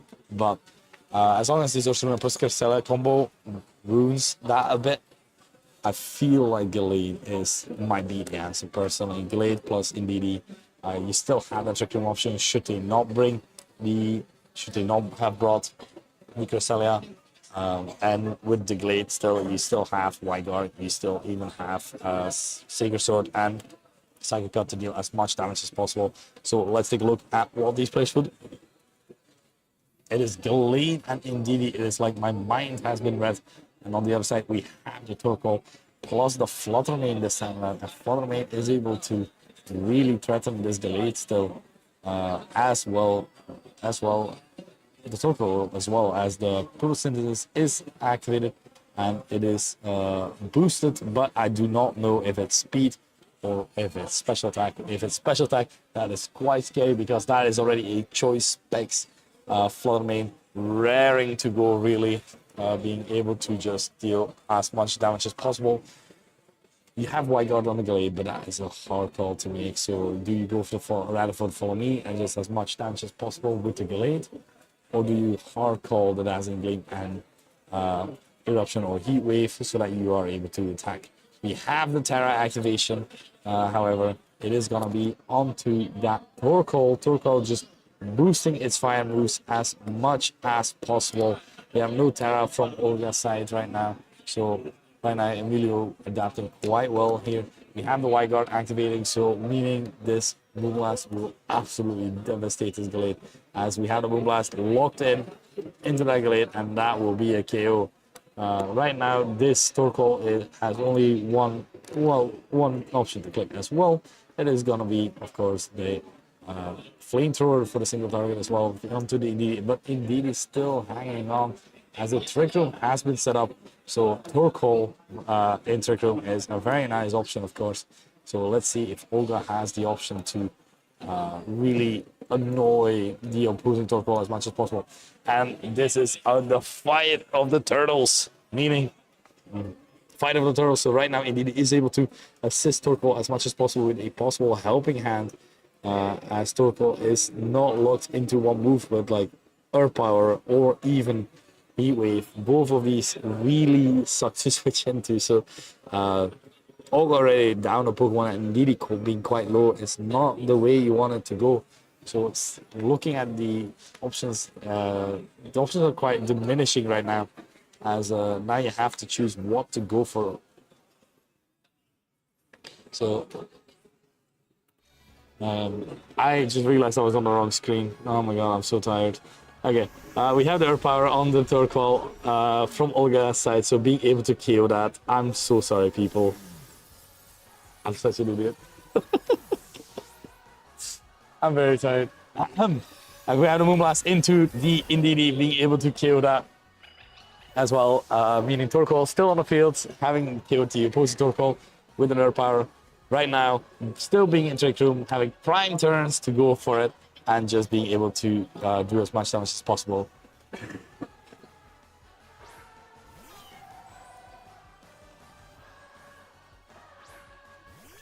And now Hatterene as well. This is looking like a prime combo. Torkoal still have full HP as well. And the Hatterene, we already have seen that Terra Fire Eruption has, plus the Hatterene has, well, we have seen Eruption plus Hatterene Terra Psychic KO the Cresselia. So this might just be a repeat of that, as we do have that Terra activation right now. It is going on to that Flutter Mane. Flutter Mane going for that Terra Psychic, going for that all-powerful Expanding Force now as well. And so we have the Earth Power actually from the Torkoal into the Flutter Mane right now, as the Expanding Force will be able to attack right now. Let's take a look at how much this is able to do. It is enough for the Flutter Mane. I should correct myself as well. This is a Choice Specs Torkoal, not a... so that's why I was able to kill the Torkoal that reliably, honestly, as the trigger has been reversed, and now Urshifu is left. Urshifu, Torkoal, and of course the Hatterene right now. Urshifu is able to break through any sort of protect. Not really, and Torkoal is not really able to hit the Cresselia as long as it is locked into Earth Power as well. So this is looking like a wrap right now, because Urshifu is able to take the KO onto the Hatterene, and then that means the Torkoal is able to only hit the Urshifu. So, and even with the Choice Specs Earth Power, that might even be enough to KO it, but then the Torkoal is not able to hit this Cresselia.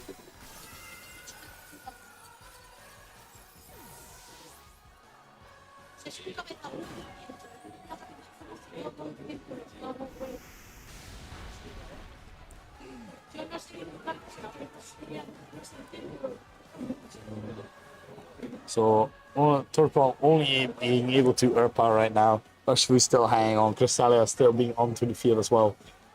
This is showcasing to be quite rough for Olga, but very well played by Emilio. Going for all the outs there, as yeah, Olga does not really have the option here to really go around as the wicked blow going into that Torkoal, doing quite a bit of damage, leaving it quite low as the Opara will pick up the KO onto the Ushfu, but now with the Cresselia only left, it is able to just Moonblast for the KO as well.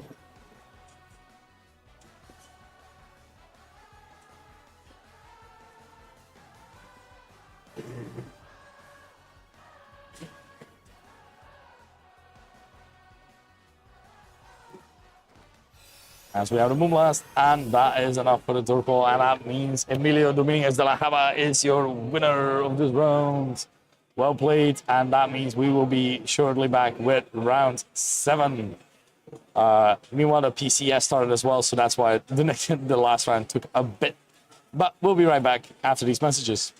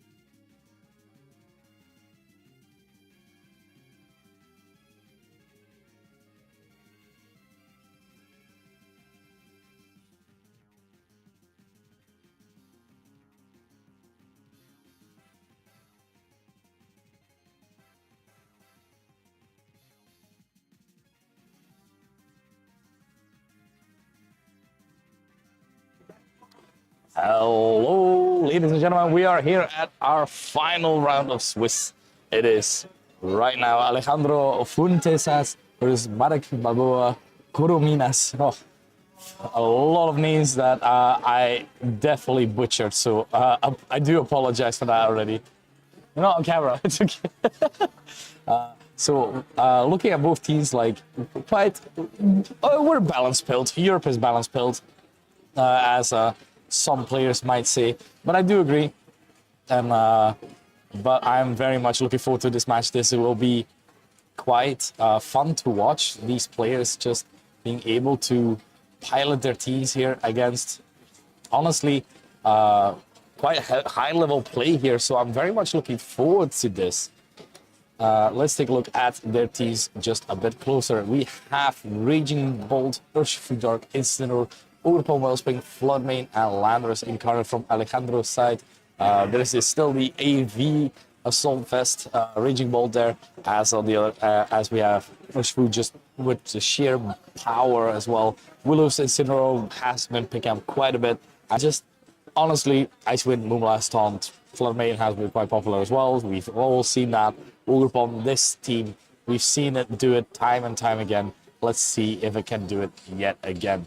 And then on the other side, we have Marek Balboa Corominas, who has Urshifu Water, Chimpao, a bit more offensively built in that regard. Calm Mind, Raging Bolts, Landorus Incarnate, Incineroar, and Rillaboom. So double fake out with together with Raging Bolt and Urshifu Water is just a perfect core there. So let's take a look at how these players will do as we have Rillaboom and Urshifu onto the field from Marquez side, while Ogerpon and Incineroar as well from Alejandro's side. So Grassy Surge activating, meaning Grassy Trade can do quite a bit as the Intimidate from Incineroar and Fake Out on the field. We have two potential Fake Outers here. Fake Out on Incineroar, meaning it is able to Fake Out the Urshifu and just make sure that the Urshifu cannot be U-turned as well, cannot be U-turned then. Because you do not want to get that much damage on your Ogerpon. But unfortunately, the Rillaboom is a bit faster in that regard. So let's take a look at what these players will decide. What will be the play here? Rillaboom going Fake Out into Incineroar is very possible. You always have that option, of course, as we just saw the Terra Ghost as well, which is just such a good option on Incineroar. Making sure that you are able to Fake Out, making sure you are able to move and do what your Incineroar wants to do. As we have the insta terrestrialization as well. So Terra Ghost, Incineroar, it is the menace to society. It has proven time and time again why it's such a good Pokemon, and this time it will do it again. So you have Fake Out into the Incineroar, not affecting it right now. So U-turn from the Urshifu into that Raging Ball, also not doing all that much, meaning this Incineroar is free to do what it wants. So a potential Flare Blitz onto this Rillaboom seems quite inevitable but it is actually off to go for the parting shot, lowering the attack again from this Rillaboom. It is now at -2 with the potential of switching in yet again, making it -3, and now with the opposing Raging Bolt as well, giving it the option that you want, because now that you switched out, you are able to bring in your Landers and threaten this Raging Bolt yet again. You are able to overpower the Raging Bolt slot quite easily there. On the other hand, we have the Calm Mind version here, so it does carry that option of just protecting or even switching out. We have seen that being a very, very possible right now. The two special attackers on the field, so even if Incineroar should switch in, not really gonna affect either of these Pokemon. So maybe here having the potential to just set up a bit, or even put up a potential substitute here, as we have Incineroar switching in, meaning the Rillaboom is now at -3 as well with Intimidate. The Raging Bolt not really carrying in that regard, as we have the Terra activation as well. It will most likely be that Raging Bolt, if I'm not wrong. Yep, it is gonna go into that Terra Fairy, something we've seen time and time again. Such a good typing for it, and really good against opposing Raging Bolts as well. As you do now see deal power onto, massive damage still. That is not EV, still doing quite a bit as you turned it. what feels like negative damage. I didn't even see the HP bar move. That didn't feel like damage, to be honest. So, U-turn being able to put another Pokemon back in, and we see the fourth and last Pokemon. It is that Chimpao being able to threaten this Landorus quite well with a potential Ice move, as the Calm Mind is coming out from this Raging Bolt. Incineroar onto the field, meaning it is able to go for a potential Fake Out into the Chimpao, making sure that it is not able to go for a KO onto the Landorus, while the Landorus is able to potentially go for a substitute in that regard as well. But then, yeah, a lot of things are possible, but I do feel like you want to try and avoid mainly the big KO on the Landorus right now. And positioning wise, Fake Out is really nice to have, but Chimpao's tend to want to keep their sash intact, so they will most likely protect. Maybe better to opt to go into that Raging Bolt. They could also just as well protect, but then you just have a bit more of an option to substitute as well. And substitute gives you the option to threaten a bit more with the Landorus, keeping yourself a bit safe, as we have the protect on the Chimpao right now. And protect onto the Raging Bolt, so meaning if this Landorus went for that protect, went for the substitute, this could be quite nice for it as well, because it is able to just protect in front of both of these Pokemon. As we have the substitute, excellent play there, making sure that the Landorus is safe for at least one hit there. It is not able to be killed by an Ice Spinner, for example. But slowly but surely, this Raging Bolt is healing quite a bit, thanks to the leftovers and to the grassy terrain. So maybe wanting to deal with this as fast as possible, because you do not want this to keep Calm Minding either. So looking at the possible options that Landorus has, honestly, this seems like a very viable strategy, as you are able to just make sure that the Chimpao is not able to do as much damage as it could do with a potential Will-O-Wisp there. So on the other hand, you cannot have this Landorus be behind this substitute for too long, because that it will be quite reassuring once that's gone, at least as the Chimpao is switching out here.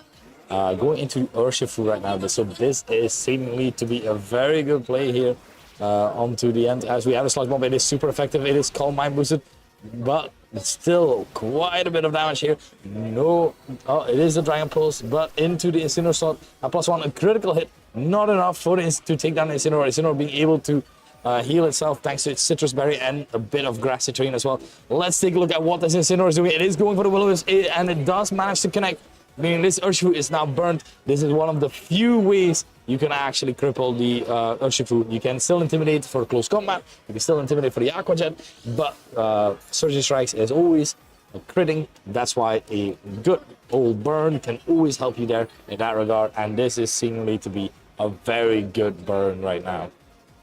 Being put in this position, we already have seen a Sludge Bomb quite a bit to the Raging Bolt, so right now it seems to me that Mark is still in the driver's seat right now. Alejandro is still in the driver's seat right now, as Mark is trying to keep up right now.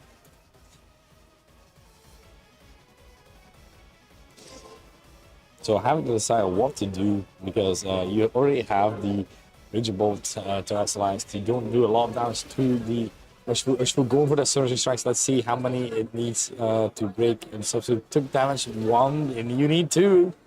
Apparently, is 2 enough? 2 should be enough. There we go. And now a third one as well. We didn't see a protect from the Raging Bolt. Wow, that does absolutely nothing anymore. As we didn't see protect from the Raging Bolt, meaning this could pose to be quite damaging. It is the Earth Power into the Urshifu. That will be enough for a kill. Meaning this, right now, this Raging Bolt is able to Dragon Pulse either of these Pokemon right now. It's going to the Dragon Pulse into the Incineroar, expecting a possible protect or even a substitute from me, or just wanting to deal with this Incineroar, because the Incineroar was able to cripple the, of course, with the Intimidate every time, and with Will-O-Wisp, it does seem like the biggest threat to the Chimpao and the Rillaboom in the back here. Now with the grassy terrain and leftovers healing, we see the Raging Bolt being quite healthy yet again. Now with the Landers on the field, you do want to make sure that the Chimpao is not able to damage, so to speak, is not able to damage your Landers right now. So you want to be able to potentially follow me to redirect any attacks. So don't go for the Grassy Search here with the Grassy Search ability, and being able to fake out any of these Pokemon right now. As Ogerpon has little to do against that, as you can go for the Protect with the Landers, which does give you the option to just make sure that you are able to well, it does give you just the option to like protect or even attack here right now. As long as you're a ground type, you can't, and you are faster than a Raging Bolt, you can always expect and you can go for an Earth Power or Sludge Bomb onto this.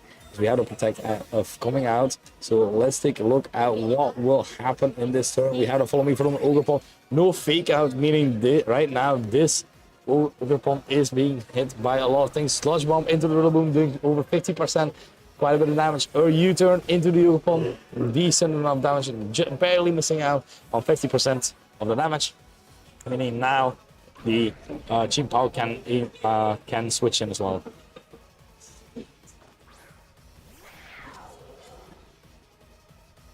And Chimpao with the sort of Ruin ability, lowering all the defenses of all the Pokemon onto the field.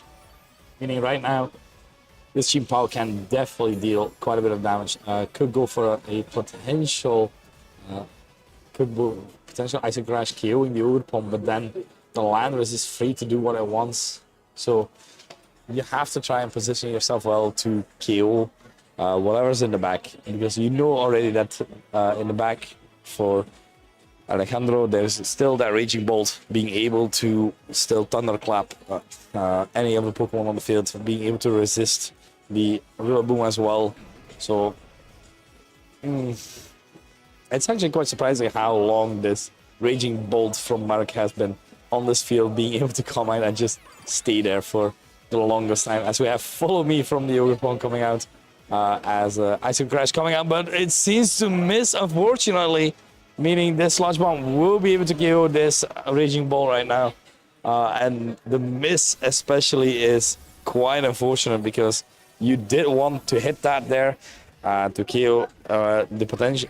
The KO potential was still there, so you had the option to try and KO the Landers at least the next turn, but now, because of this, you're being put in such an annoying position as well, as grassy terrain turns are only 3 left, meaning you fake out both of these Pokemon that protect, and you can't do anything, means 2 more turns.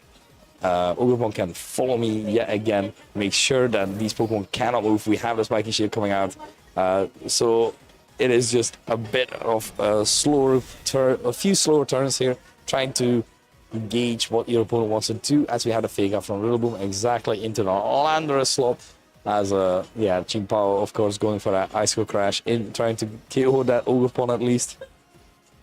But as long as it is protected, it is quite hard, and as long as you keep missing, it's quite hard to KO anything. So now with the option in hand, you have a Chimpao and the Rillaboom still being able to deal damage at least. Chimpao could go for a potential protect. We have seen Sludge Bomb do just under 50%, so the Rillaboom could potentially survive another Sludge Bomb. But yeah, it's one of those things where positioning is quite interesting, because you still have to think about what's in the back, and in the back, the Grassy Glide is coming out onto the Ogerpon slot. Not enough. Icicle Crash will be able to take the kill, meaning right now this Landorus is able to just attack for free as well. It is going to be the Sludge Bomb into that Rillaboom. Is it enough? It is not enough. It barely survives on just a few smidgens of HP. And now with the Chimpao still on the field, still with its focus action attack, it is able to go for an Ice Crash onto the Raging Bolt, while the Raging Bolt is not really able to protect itself against either of these Pokemon. Landorus can manage to kill the Rillaboom, but not the Chimpao as long as that is on the field. So right now, if the Chimpao does manage to go for an attack, Raging Bolt for Thunderclap and an Earth Power from Landorus, that would be game. So maybe a double up Teaching Power would be the perfect opportunity to try and go protect this, so that Rillaboom might be able to wood-hammer the Landers and kill that in return. So we have to see what the option here is. We have Landers just going for the protect here. And this Icicle Crash into the Rage Bolt isn't enough to KO. It is with the good connection as well. Thank Arceus, really, as the Wood Hammer coming out onto the Lander slot. And now you just have to not miss, really, to the Icicle Crash. Being put in a position where it's kind of checkmate. So Mark bringing it back, even though position-wise looked in a worse spot there. Missing Icicle Crashes. Which was an unfortunate thing, an unfortunate timing especially, as now the Sucker Punch is surviving at 1 HP. Our power onto the Teaching Power, being able to bring a Sweet Sash, and that means that the Rillaboom is able to pick up the KO with the Wood Hammer. So that means we are going to game 2, game dos. Meaning that Mark has game 1 here. So taking a look at what adaptation you can make, I feel like the Landorus from Alejandro's side was just super powerful, and it is such a good Pokemon to deal with so many things. So definitely a really good Pokemon to bring here in that regard. As on the other end we have Calm Mind. The Calm Mind onto the opposing Raging Bolt is always threatening.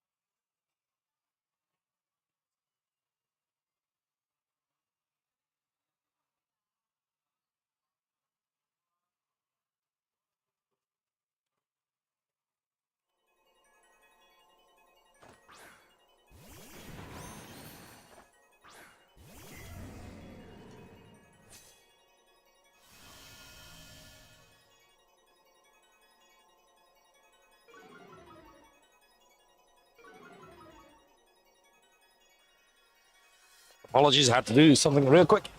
And we have Rillaboom, Urshifu, Incineroar, and Raging Bolt onto the field. We have seen the Intimidate. We have seen that Urshifu is definitely able to go for Surging Strikes onto either of these Pokemon. Raging Bolt being able to threaten with just as well with a Thunderclap, of course. So the possible options here. Going for the Fake Out into Raging Bolt, trying to stay safe. No Terra from the Incineroar, so meaning just a Fake Out into the Urshifu. Just a very neutral turn, just a saying a friendly hello here. As we are continuing game 2, as all Pokemon are enjoying that grass terrain healing. So now you have to decide what to do here. Positioning wise, are you committing a Terra here on a possible switch in? Are you trying to kill this Incineroar because you do not want anything Willis really? It's just, this is a tough call, honestly. I wouldn't know what to do on Mark's side, as I don't know what they have in the back, of course. But seeing as Raging Bolt was not that much of a threat last time, you still have the potential of your own Teaching Power, as well as we do have that Terra activated immediately in turn 2. It is going to be that Urshifu going for that Terra Steel. So being able to resist just a bit more whatever this Raging Bolt might be throwing out, as the Incineroar does seem to be terrestrializing as well, meaning we'll be able to take this Surging Strikes just way better because now it's a Ghost.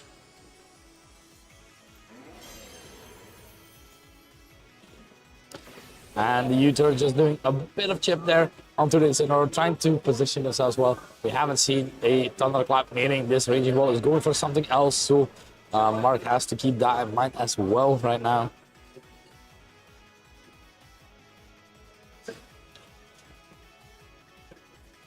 Cheap Power coming out. So let's see what the options here that Mark went for. As we have the Draco Meteor from the Raging Bolt into the Steam Power slot. Will be putting it to its stash. Depending on what this Incineroar does, could go for the Willows, could just as well go for the Flare Blitz here right now. So this is quite important to see. And another U-turn, this time from the Rillaboom onto the Incineroar. Meaning it can switch out to yet another Pokemon here. Losing your Power maybe this early might not be the way they'd like to see it, as the Raging Ball is coming in as well. As Willows does manage to connect onto the Power, meaning this Power is burned, it does less damage, and most of all will not be surviving the turn if I recall correctly. Burn does 6%, yeah. So with the Grass Seed terrain, it does manage to just hold on, but with that burn, not really in the best of positions, as an Acid Crash can do decent enough damage still to the Raging Bolt. It's just so much less than what it was before.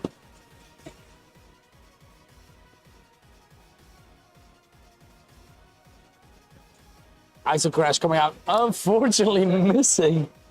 That is quite unfortunate, and now the Electro Wrap being able to pick up the KO on a Cheap Bow, and the Raging Bolt now being slower as well. I mean, this Incineroar is able to go for a party shot or just really any damage here. So you do have the party shot into that, making sure that the Raging Bolt just gets a little bit slower and a little bit weaker as well, if it might opt to go for that Calm Mind there. As now, with the Icicle Crash miss, being put in a situation where Landorus, that we might know that's in the back, could still do a lot, as Fluttermane actually showing its face right now. And Fluttermane really enjoying this boosted energy right now.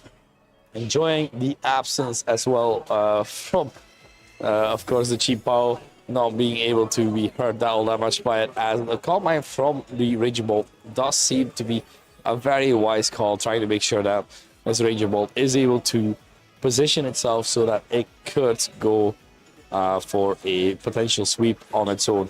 As a Rillaboom switches in, meaning it can go for another fake out onto the Raging Bolt, which is still AV, or you can try to go for as much damage as possible onto the Fluttermane to try and KO that with a potential Wood Hammer or even Grassy Glide, while the Raging Bolt itself does a little Thunderclappy, as we have the switch into the Incineroar, meaning there's Intimidate yet on the field.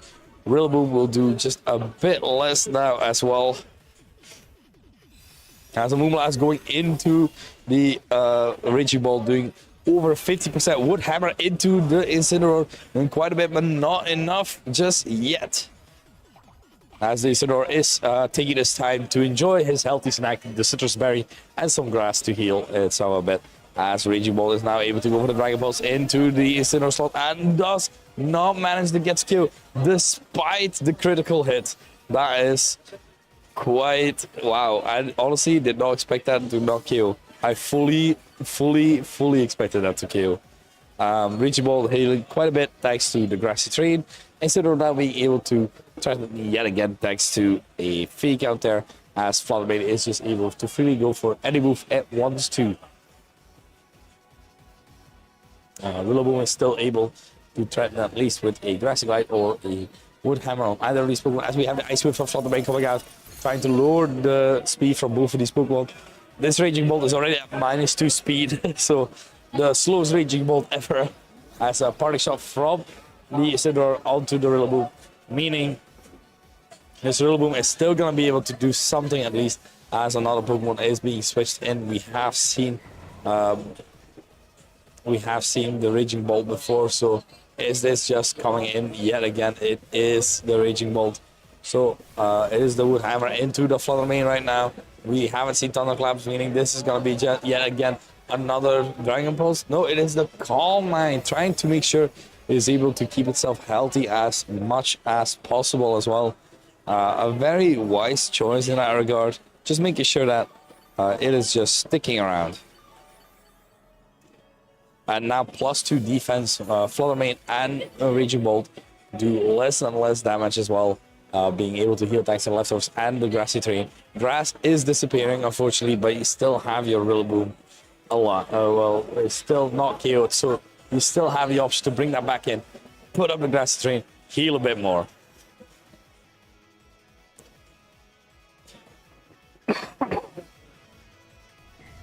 But now in this position, you do have to decide what your best way of movement is right now, because there is still a +2 Raging Bolt there, which is quite scary, as the Flutter Mane is actually switching out. Incineroar coming in here, meaning another Intimidate. This Rillaboom is at -3 right now, so we have to protect from the Raging Bolt. Making sure that it stays safe for just this Draco Meteor. It is a Draco Meteor into that protect slot. I mean, Rillaboom is free to move, to do what it wants. So potentially go for a U-turn, making sure that it is able to be free. It is just a Wood Hammer into the Incineroar. And finally, the Ghost Incineroar goes down. No more Intimidate cycling. And a possibility of switching another Pokemon in as well.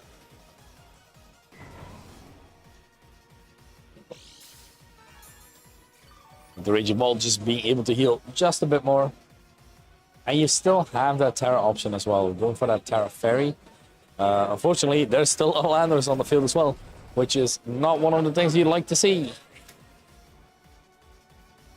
So, looking at the options, you do have the Terra left, right? Oh no! Yoshifu already used the Terra. Oh no! Double Protect? Is that the play? I feel like a U-turn. Yeah, Double Protect U-turn. That's it, really. It's not really a lot of options to go off here. You want this Raging Ball to Draco Meteor so it lowers the special attack, so that your Urshifu is able to come in and try to do a lot of stuff with Surgery Strikes. You know the Landorus is still, Landorus is weak to you. You know the Flutter Mane will not survive a 3 Surgery Strikes either.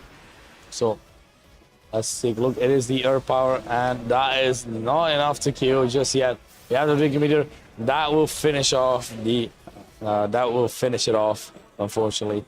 As now with this switch in, the Urshifu and the Rillaboom are back in action.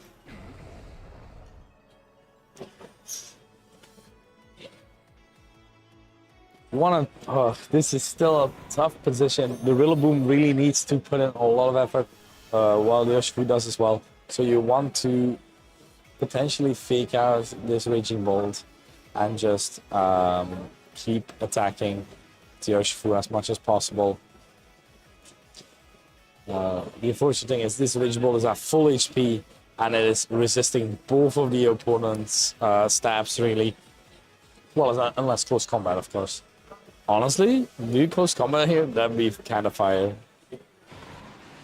You get walled by Flutter Mane, but like, still fire. The Surge Strikes into the Flutter Mane, and that will be enough.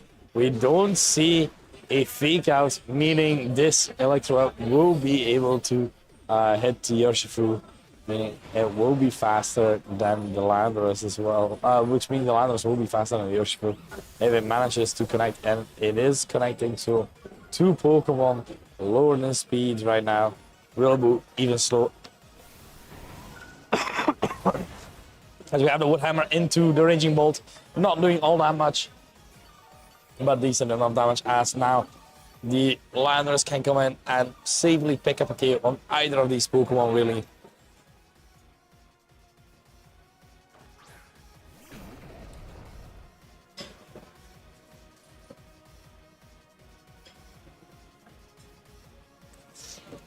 And with the Rillaboom also slower, that means another Power Air Draco Meteor will prove to be enough, meaning this will most likely go to a game 3 as well. Our power into the Urshifu will prove to be enough. And let's see if this Drinking Meter is enough to KO this Assault Vest Rillaboom.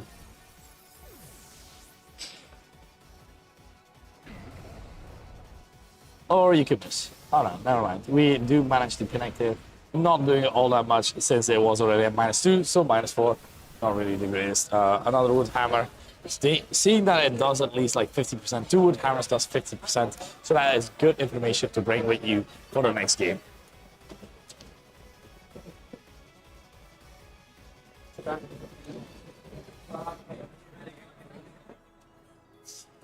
All right, that means we have a game 3.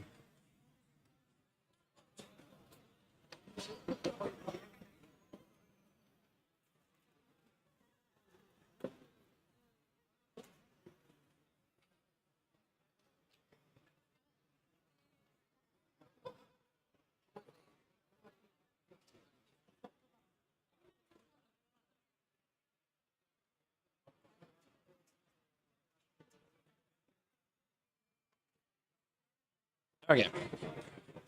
So well adapted there. The Raging Bolt really proving useful with the Drinking Meteor. And also proving that always U-turning is not always the way to go, since you can expect to get a Drinking Meteor on your face.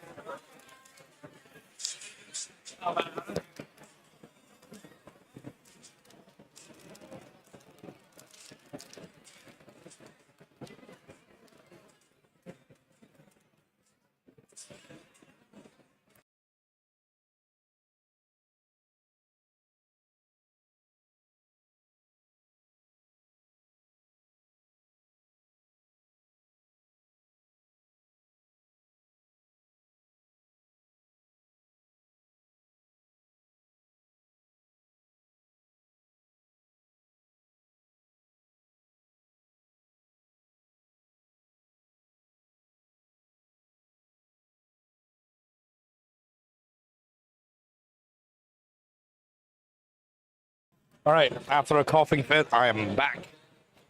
So, let's see what the adaptations are made here.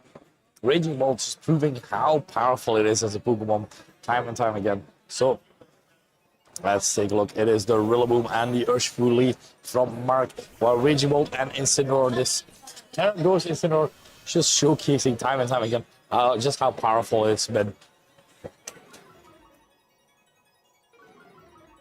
We already have seen Drinking Meter from Raging Bolt also proving to be quite effective here, so I don't decide what to do in that regard.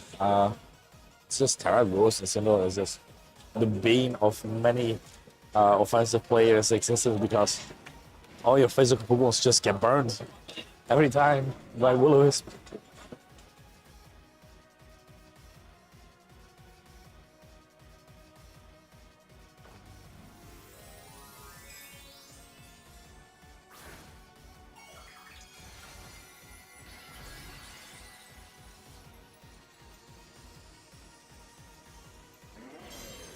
As we have the Terraghost coming out here with the fake out from a Rillaboom into the Raging Bolt. Now only the Urshifu being able to move right now is going for the Surging Strikes onto the Incineroar. Not doing all that much damage, but still putting it in its citrus range. While this Incineroar is able to enjoy a possible burn on either of these Pokemon, really. Citrus Berry putting it back over half as well. Very nice. Parting shot into Urshifu, not really doing much, but still a good option to have in case the Urshifu wanted to switch out.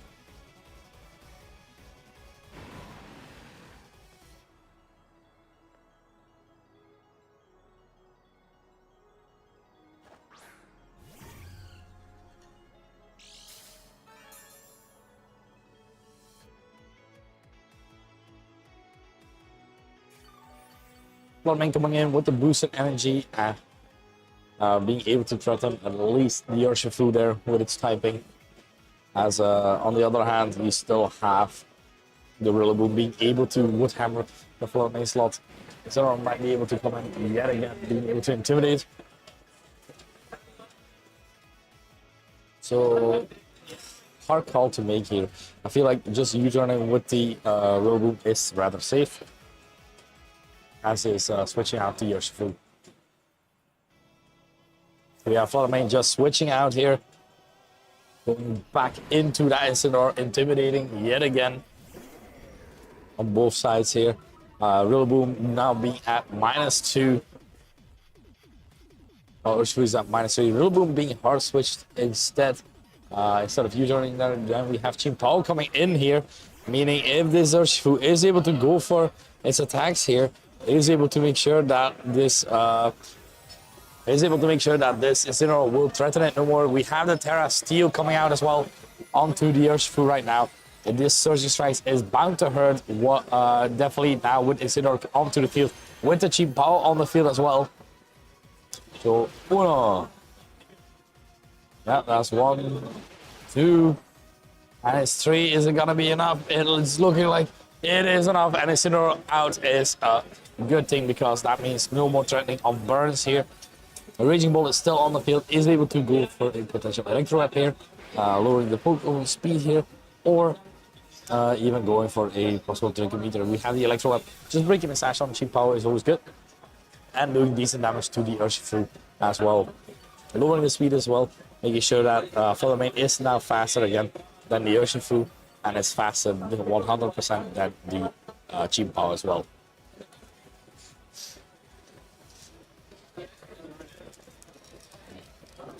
Landorus being able to come in means that it is just able to overpower either of these Pokemon, being able to secure a KO as well as the Raging Bolt itself is just able to potentially just deal damage to one thing.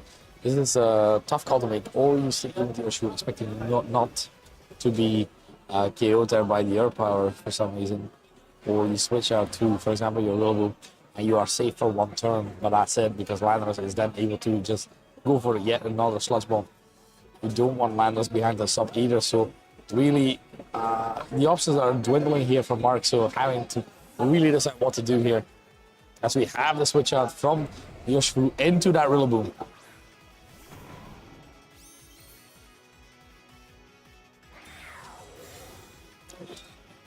Protect from cheap power, trying to stay safe for just another turn. So the air power into that Rillaboom slot. A perfect turn there. In that regard, you do have access to the fake out yet again, as now Draco Meteor onto the Chimpao, not affecting it thanks to that protect here. Now Rillaboom being able to try that with at least a fake out on either of these Pokemon, on Landorus or the Raging Bolt. Raging Bolt not able to move then, or Chimpao being able to just Iso Crush into Raging Bolt while fake out and the Landorus.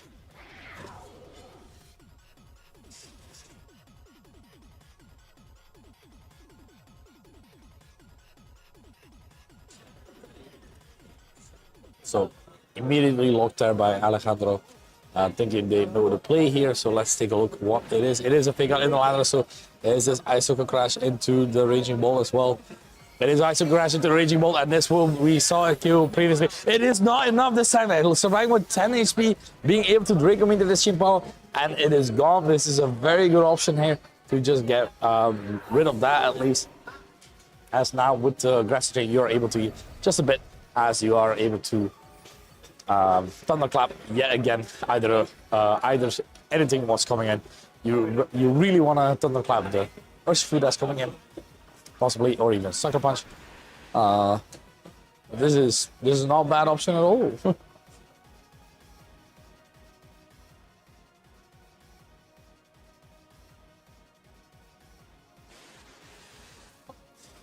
You do want to make sure that this Urshifu is slower, because your Fluttermane is now slower than the Urshifu as well. And as long as the Rillaboom is on the field, I feel like this is going to be hard. Thunderclap not doing any damage, of course, after that. The Grassy Glide will be enough to KO the Raging Bolt. And now this Surging Strikes will prove to be able to be enough to KO this Landorus. We have seen it do so little damage with the earlier Will-O-Wisp, but with the early KO onto the Incineroar, showcasing that it was able to bring it back in that regard.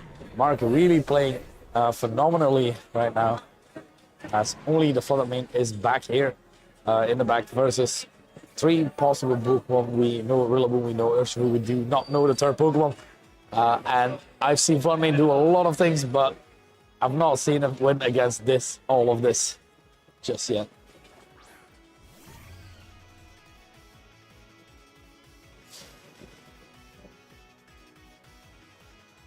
So we have the Surging Strikes once, going twice. And the critical hit as well on top, of course, every time, as right now Flamengo being very low. Rillaboom no longer having access to its three. Moonblast not doing all that much, and that is a GG. Well played by both of these players.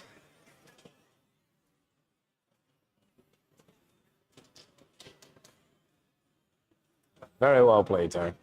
So definitely, so that means that Mark Balboa Corinthians is going to the next round, and I'm gonna have to team check him. So we'll be right back with our top cut.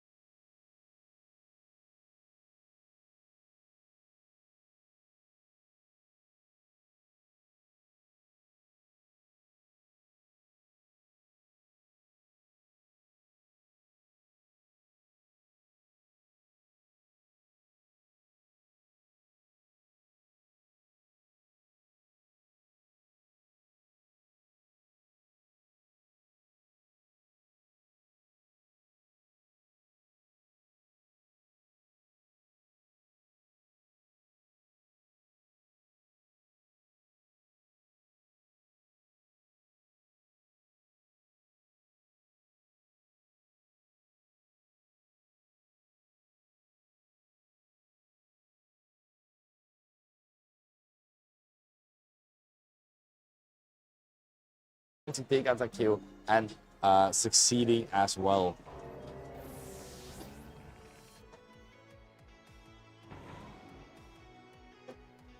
So the damage does manage to go in as we have the aerial ace from the Dragonite, just trying to break the sub from the Dragonite.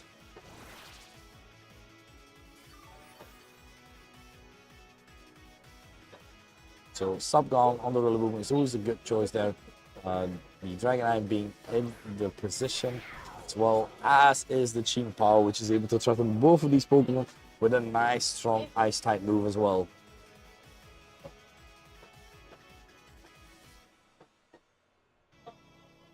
Both of these Pokemon still quite strong, and honestly, I feel like Dragonite is in a prime position here, as we do have a switch out here from Yordi's side, which is going to be the Incineroar. Going for that Intimidate, trying to make sure that the Ching Power does a little bit less damage. The Dragonite, of course, with the inner focus, will not be really intimidated by this, as now we do have the Terra activation as well. We have Terra Normal, Dragonite coming up, gonna do a lot of damage there in combination with the Sword of Ruin from this, with the Sword of Ruin ability, of course, of the Ching Power as a Protect coming out from the Landorus. So where is this Extreme Speed going? It is going exactly where you expect it to be going. It is the Incineroar doing quite a bit of damage, not managing to get the KO, but still really good damage there as Incineroar is able to heal from a Citrus Berry and a Sacred Sword. The combination will take out this Incineroar, so very well played there by Ivan, correctly predicting the Incineroar switch in there, meaning right now no Intimidate or Fake Out, no Fake Out pressure from Incineroar at least, and now that Ching Power is at -1, that is the least it will be, as now we have Urshifu coming in, being able to go for a potential Terra Steel and even close combat onto this Dragonite Sword. While on the other hand, the Ching Power is still threatening the potential damage with a Ice type move onto the Landorus, as we have the Terra activation onto the Urshifu. It is that Terra Steel typing, of course, and Terra Steel does manage to resist any sort of extreme speeds.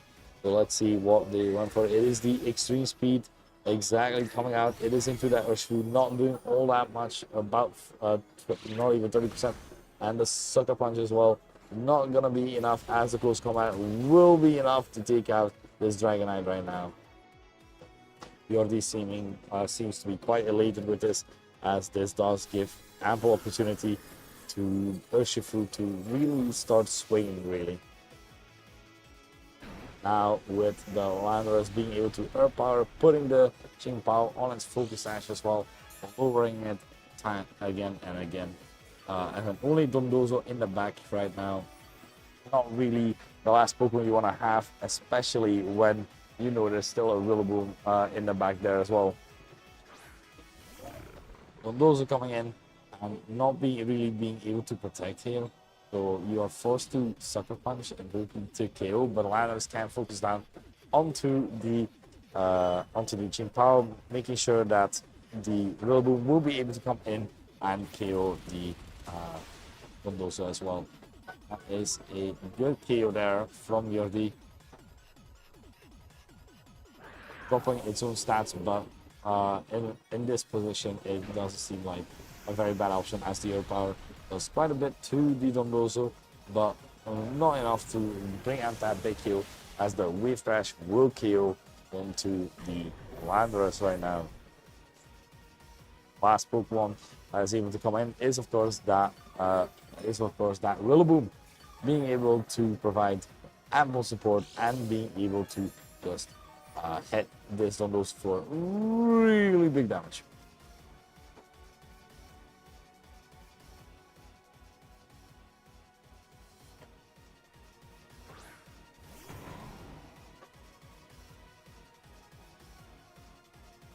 And with the grassy terrain up as well, this will prove to be enough to definitely kill this Dondozo right now, because this Dondozo versus the world, it's a lot, especially when you don't have a Tatsugiri with you. So seemingly to be kind of hard. Fake Out as well, making sure that this Dondozo is not able to move, and the close combat making sure that then in the next turn this will be a guaranteed kill. If I'm already thinking about what the next play could be, because that Dragonite was really putting in a lot of work, but that the surprise Terra Steel, so to say, really caught him off guard. So maybe trying to adapt to that next turn, because yeah, it is still Terra Steel, it is still able to deal damage, but that gives you ample opportunity for your Dondozo to return some damage at least. As on the other hand, you need to keep your, of course, your Chimpao quite healthy for the Rillaboom. So a lot of things happening really. So what are the best adaptations you can make here if you are Ivan? We have seen Tinglu, we have seen Dondozo, we have seen Dragonite, we have seen Chimpao, and honestly, I personally feel like Logic Fire Chimpao is just such a strong lead that it can prove to be too much, really. Just being able to boost itself with Howl, with the sort of Ruin, being able to thrash through teams like that is quite strong as well. The unfortunate part is the similar with the Terra Ghost. It is such a good Pokemon right now, being able to deal so well with your opponent style. So really wanting to see what you can do in that regard. As, you're the with this team, just seemingly balance. Balance seems to be the winning way to do it. So let's take a look at what these players will bring right now and adapt here, really.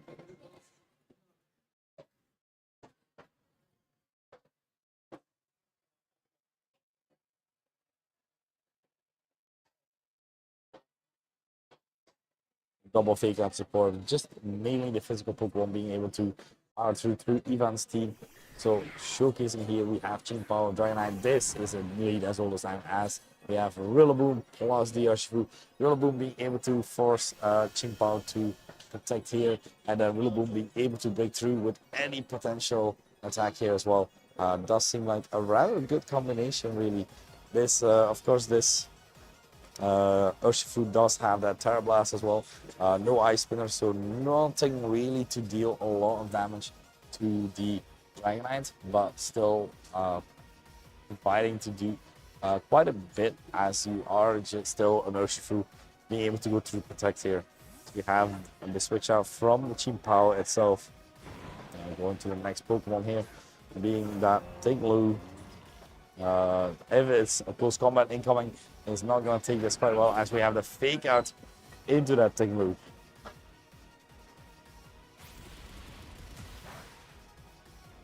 Close combat into that Dragonite, maybe expecting there to Terra normal, but nope. His Dragonite is fine with its typing as it is right now. RLA is doing quite a bit of damage to Rillaboom. Not enough to take it down just yet, as we have seen close combat now.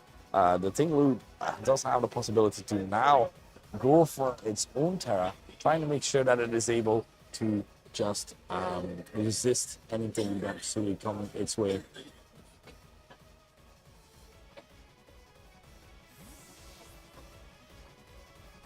We have a switch out here from the Rillaboom, going into that Incineroar, trying to switch it up a bit. It is going to be able to prove that it is one of the strongest Pokemon still, as we have seen that time and time again. So let's see, we see the Tinglu exactly as predicted, going for that Terra there, trying to make sure that it is able to resist anything that this Urshifu might be throwing at it. And as we see, Terra Poison is the perfect typing right now for this choice scarf Urshifu. As now, with the defense drop and this aerial is onto the Incineroar, still doing a decent amount of damage. But now this Tinglu should be able to go for an attack, but unfortunately missing. I believe it went for the, if I recall correctly, it went for the Ruination there, so proving to be unfortunately missing there. That regard could be Sandtube. Sandtube doesn't miss, right? Wait, Goodness, oh my god. I learn something every day.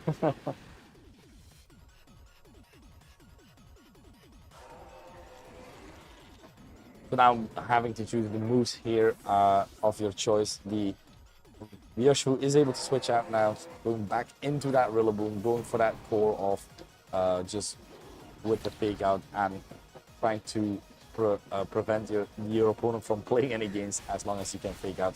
They have another air lace onto the Rillaboom, which will be enough to KO there. But now this gives ample opportunity for Yoshu to come back in and try to threaten the Tinglu at least.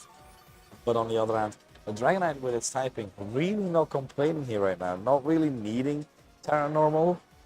It is nice to have offensively, but right now it seems to be doing the work. As Landorus is able to come in, is able to do a little bit of damage. It is not able, well, with the of course, with the poison typing from Tinglu, this Earth Power will do quite a bit more. It is still a Vessel of Runes, so I'm not actually sure. This calc is one that I'm quite unsure of. So we have the Earth Power, and Tinglu still hanging on. If Tinglu can survive a Moonblast from Floodmane, it can definitely survive this. As we have the Aerial Ace, and then, of course, the Parting Shot into the Dragonite, lowering its attack stat right now, meaning Tinglu still free to go for a move right now as well. We have the Sand Tomb, we have the Stealth Rock, we have the Ruination, so let's take a look at what the Tinglu is going for. Another dodge there, I believe Kamidado is the Ruination, so unfortunately not the most accurate move, but still quite unfortunate because you can have to hit your opponent's HP like that, which is something you really don't mind doing really right now. As Tinglu is getting lower and lower, we still don't know what Ifan has in the back here. No, excuse me, we do know that there's at least a Ching Power there. So being able to have Ching Power in the back, still with his Focus Sash, does seem like a good option to have right now. As we have the Terra activation this time coming out from your D side. It's going to be that Terra Steel again from Urshifu, being able to provide resistances to normal type, even fairy types, and honestly, it's just a good typing there. As the close combat going into Tinglu not being enough, no switch out. Tinglu still being able to hang on in that regard, as the Urshifu is dropping its stats there, as the Earth Power will pick up the KO onto the Tinglu, of course.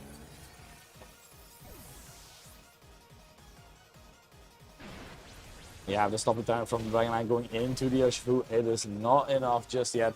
It is at -1, but the Dragonite without Choice Band and without Ching Pao not being able to be enough. But now you do have that Ching Pao being able to come in. It does threaten the Urshifu with a possible Sucker Punch. And you do have the Dragonite being able to suppress the damage output as well with just extreme speeds, and even potentially go for aerial aces onto the Landers as well, trying to make sure that that at least doesn't substitute out. We do know that Incineroar is in the back being able to intimidate as well. So we are seeing exactly that. Urshifu switching out for the Incineroar, going for that intimidate as of course inner focus prevents Dragon from dropping its stats, as now the Protect coming out from the Landers as well, trying to keep it safe at least for yet another turn, meaning both these Pokemon can potentially attack. We do have the Protect this time from the but the Stomping Tantrum into the Incineroar do quite a bit of damage, but not enough, as Incineroar is able to recover thanks to Citrus Berry. Now we have seen that Ching Pao has just now attacked. It has the possibility to now Protect, while the Dragonite is just able to pick up the KO onto the Incineroar right now, because not really having a lot of switchings on Yordi's side, as the Dragonite and Ching Pao combo are proving to be quite strong still. Protect coming out there, as the fake out will not work onto this Ching Pao. And we have a substitute actually coming out from the Landers, trying to mediate the damage here as the Stopper Cannon is going into that Incineroar, and that will pick up the KO. Now this Chimpa is at -1, Urshifu is at like 30 to 40%. Well, not even 30, I want to say 25%. So is it able to survive a Sucker Punch plus E-Speed? Most likely not. So in this regard, you might have to decide what move to click here. Being able to hit both of these targets really hard is not something that's very feasible, but you still have a Terra Blast, Terra Steel, that you get both. As the Sucker Punch is able to KO the Urshifu just now, and we still have a Landorus behind us up and a Dream.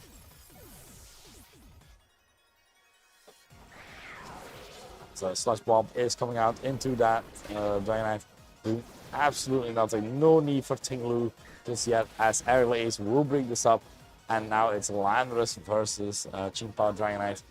This Chimpa Dragonite proving yet again how solid of a lead this is still is. It is quite crazy to just see these two do it time and time again, as they are able to provide as much help to players all around the globe.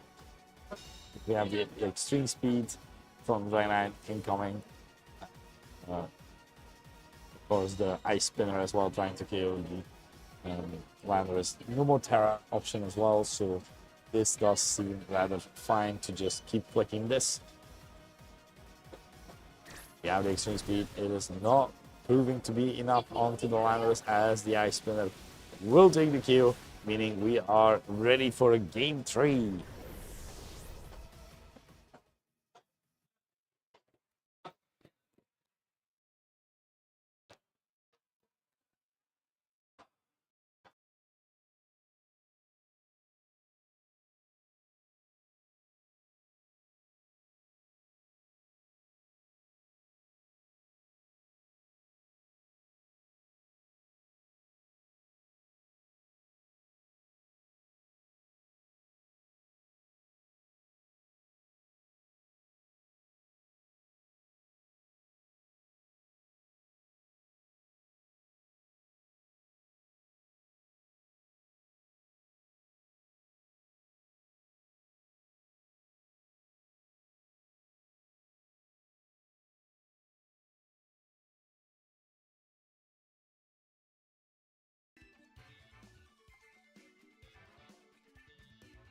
All right, Simon, what do you think the adaptation here would be? Well, honestly, I feel like in this regard, Ivan played very well with the Dragonite. I feel Dragonite is the way to break through this. You don't really need the Terra, and it is showcasing why it's such a great typing, being able to cover a lot. And you might be forcing Yordi to break his own Chimpa as well in that regard. So this might be the play to now bring Gouging Fire to try and mitigate the damage that Yordi is able to provide. So let's take a look at that. As we have Dragonite Chimpa on the other hand, Chimpa Raging Bolt, the new Dragon and Ice type lead. Percy, you tell your ex not to worry about, as now Raging Bolt is able to provide Calm Minds, but it is quite scared of any icicle crashes or ice moves, and just Dragonite being able to try and move either way. So more than likely we are seeing a possible switch to Incineroar, Intimidate, and try to mitigate the damage that we have been given. As long as our own Chimpa is on the field, we do have the option of trying to KO the horse.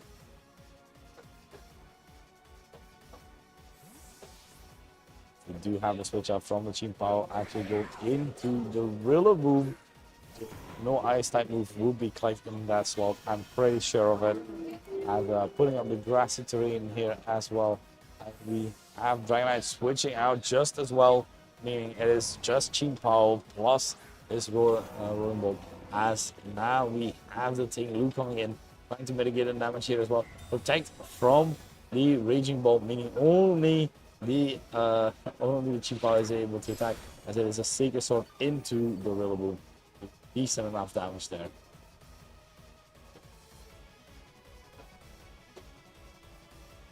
Tinglu now being able to provide a little bit of protection. Unfortunately, it is still very weak to Wood Hammer from the Rillaboom, especially when Chien-Pao is on the field, because thanks to Sword of Ruin, all the defenses of all the Pokemon on the field except for Chien-Pao are dropped. So you don't want to be in front of that one. So the option is there to or even switch back again into that Dragonite, being able to resist any sort of grass type moves as well. Really seems to be content with his play right now, as we do have the Terra activation right now. It is that Raging Bolt going for that Terra Fairy, making sure that it is able to not be hit super effectively by any Ice type moves. Or even a Sandtube, as now with the Terra as well on the other side from Ivan. It will be that Tinglu going for that Terra Poison, trying to make sure that any Wood Hammer would be survived by his Tinglu. With the Terra Poison on top, we have the Ice Spinner into the Raging Bolt, removing the terrain as well. Make sure that grassy terrain is not going to keep healing this Raging Bolt, as the Wood Hammer weakened now as well without the grassy terrain. Doing absolutely nothing against this Poison Tinglu, of course, as it does take a bit of damage. As the Dragon Pulse going into Tinglu, still also not really doing all that much. And Sandtube is locking the Raging Bolt in, making sure that the grass terrain is gone, being able to not just heal off the damage from this Sandtube.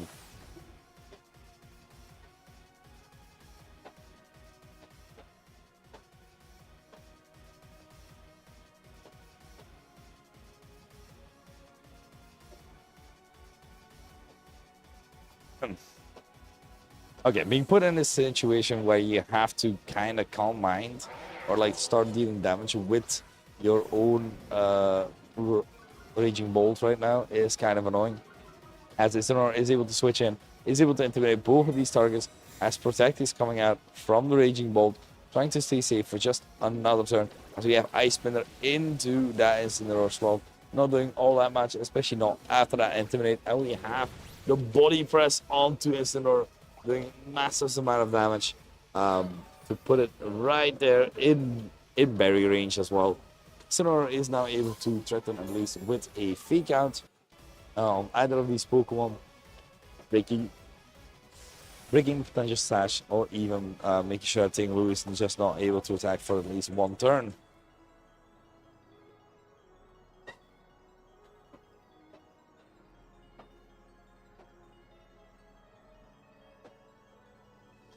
With Intimidate comes also the option of just going Parting Shot, just fake out, like fake out to fake out. You're not really faking out, you're just Parting Shotting, you know. As we do have the Sacred Sword just going into the Incineroar, and that will be a KO, meaning only Raging Bolt on the field right now against this Tinglu. So we have Calm Mind actually being set up by the Raging Bolt here, trying to mitigate, do still some damage even with Tinglu onto the field. As Stealth Rocks are being put up by the Tinglu, meaning everything that switches in on your side will take a bit of residual damage from these hazards. If you are weak to rock types, that means you will get 25%. If you are ultra weak to rock types, if you're 4 times weak to it, it will take 50% of your health. If you're not, it's just 12, as we have Chien-Pao coming in, taking some damage. The 25% of the health of Chien-Pao gone, meaning the Sash is broken as well. Being put in a situation where the possible speed tie can mean a lot of things here. Raging Bolt just going for the Thunderclap right now, as these Secret Sword from Yordi's Chien-Pao seems to be faster, being able to take up on the KO. So only Tinglu being there, Body Press into the Chien-Pao to take out that Chien-Pao. So Tinglu still being able to be on the field, as now only Rillaboom and Raging Bolt on Yordi's side, and to try and deal with this as well as possible, as the Sandtube still continues to rage and keep chipping a bit of health onto this. Getting rid of the Chien-Pao seems like a good point there, because you are still able to go for that potential. You do have got rid of that ice spinner. Unfortunately, there's still a Dragonite which is able to resist most of your all your grass moves from the Rillaboom slot and the Tinglu, as well as the Raging Bolt is really getting weaker and weaker, and it's getting harder for it to deal with whatever's in front of it, as Dragonite does carry that Iron Head as well, being able to hit this for super effective damage. As we have Fake into the Tinglu. Let's see who's faster here. As it is Dragonite going for the extreme speed, and extreme speed is enough for the KO there. Only a Rillaboom on the field, and that does most likely mean that the winner here is Ivan Aguitar Vasquez. Very well played, very well adapted as well with the Tinglu. Just Terra Poison, proving how annoying it is, and not tiring your Dragonite, and just using the typing to do as much as possible. We have the extreme speeds going in, and that is the well played there, meaning you can go to top 4. You're on screen, so if you wanna so we'll be right back with top 4. Hopefully that will not take as long. We had minor issues, but see you guys soon.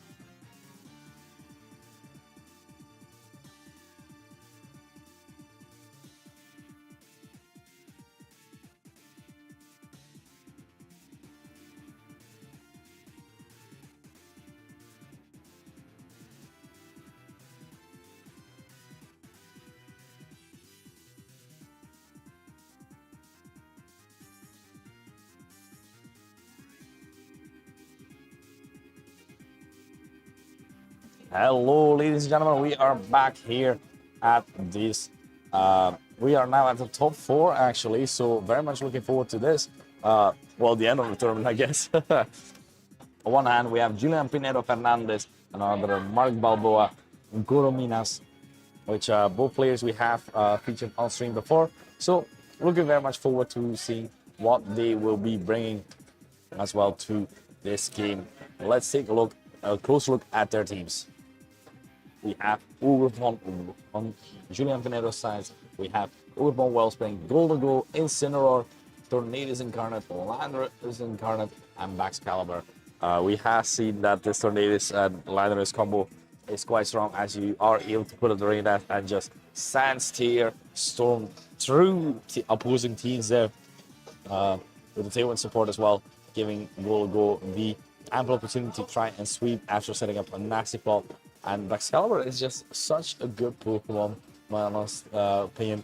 Not trying to be biased at all, but like I love this Pokemon. It's so good. Thermal Exchange, punishing Flare Blitzes from opposing Incineroars, or even just the Ice offensively is being used so well, together with Gleefrush being able to punish your opponent accordingly. So let's take a look at Marquez's team as well, as we do see a bit more of Japan balance here with Urshifu Water, Gene Pao, Raging Bolt, Landorus Incarnate, Incineroar, and the Rillaboom. So a lot of fake out. Urshifu Water proving to be one of the best Pokemon today.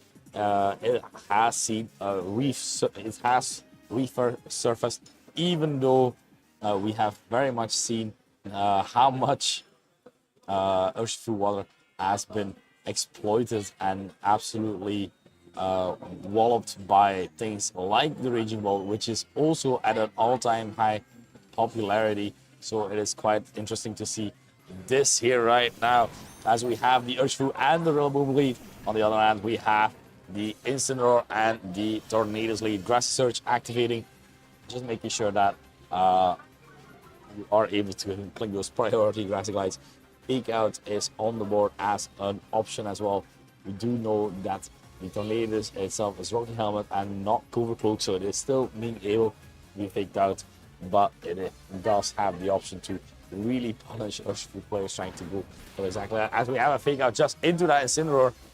Incineroar not really being able to move as the U-turn in from the Urshifu going there, predicting a possible Overpawn switch, and this time the Incineroar just staying in, meaning right now a Blakeland Storm is bound to happen, as we did not see any sort of priority move coming out. We have Blakeland Storm. How much is this doing onto the Rillaboom? Still a nice 30% there in that regard, as the Raging Bolt did come in, does have the leftovers, and has the option as well of eating a little bit of that grassy terrain.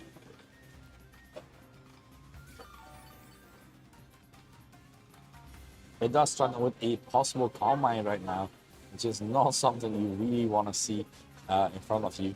So we're really trying to see what the adaptation could be. And the nice thing about Baxcalibur, it does resist Rillaboom, and with it, if you build it faster than Raging Bolt as well, you're able to just Glaive Rush the Raging Bolt if Terra has been consumed already. If not, you still have a strong Ice Crash being able to be used, as Rillaboom is being switched out here into the Incineroar. Go for that Intimidate cycling right now onto the Incineroar as well. On the other hand, as the Bleaker Storm doing decent amount of damage from Julian's side. The speed drop from the Incineroar as well, very nice.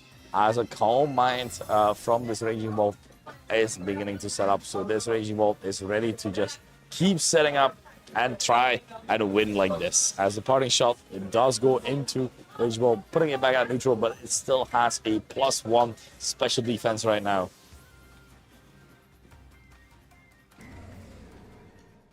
I'll be able to switch something else in. And exactly what I said, the Pokemon that I wanted to see the most is Baxcalibur. Bax is back, baby.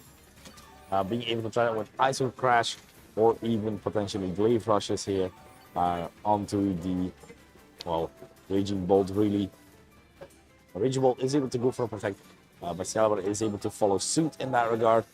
So really wanted to see what your best way of positioning could be, as Incineroar is not really able to hit this Excalibur for that much damage right now. It still has the possibility to just knock off, of course. But with the Incineroar being able to rotate in as well, it does look like quite hard to do. And as a Fagon actually going into the Excalibur right now, and we have yet another Calm Mind from the Raging Bolt. So it is now a +1 special attack, +2 special defense. And with Ogerpon on the field, you are punishing a possible Terra Fairy as well, because Ogerpon will then no longer be resisted and will punish you accordingly with a Ivy Cudgel.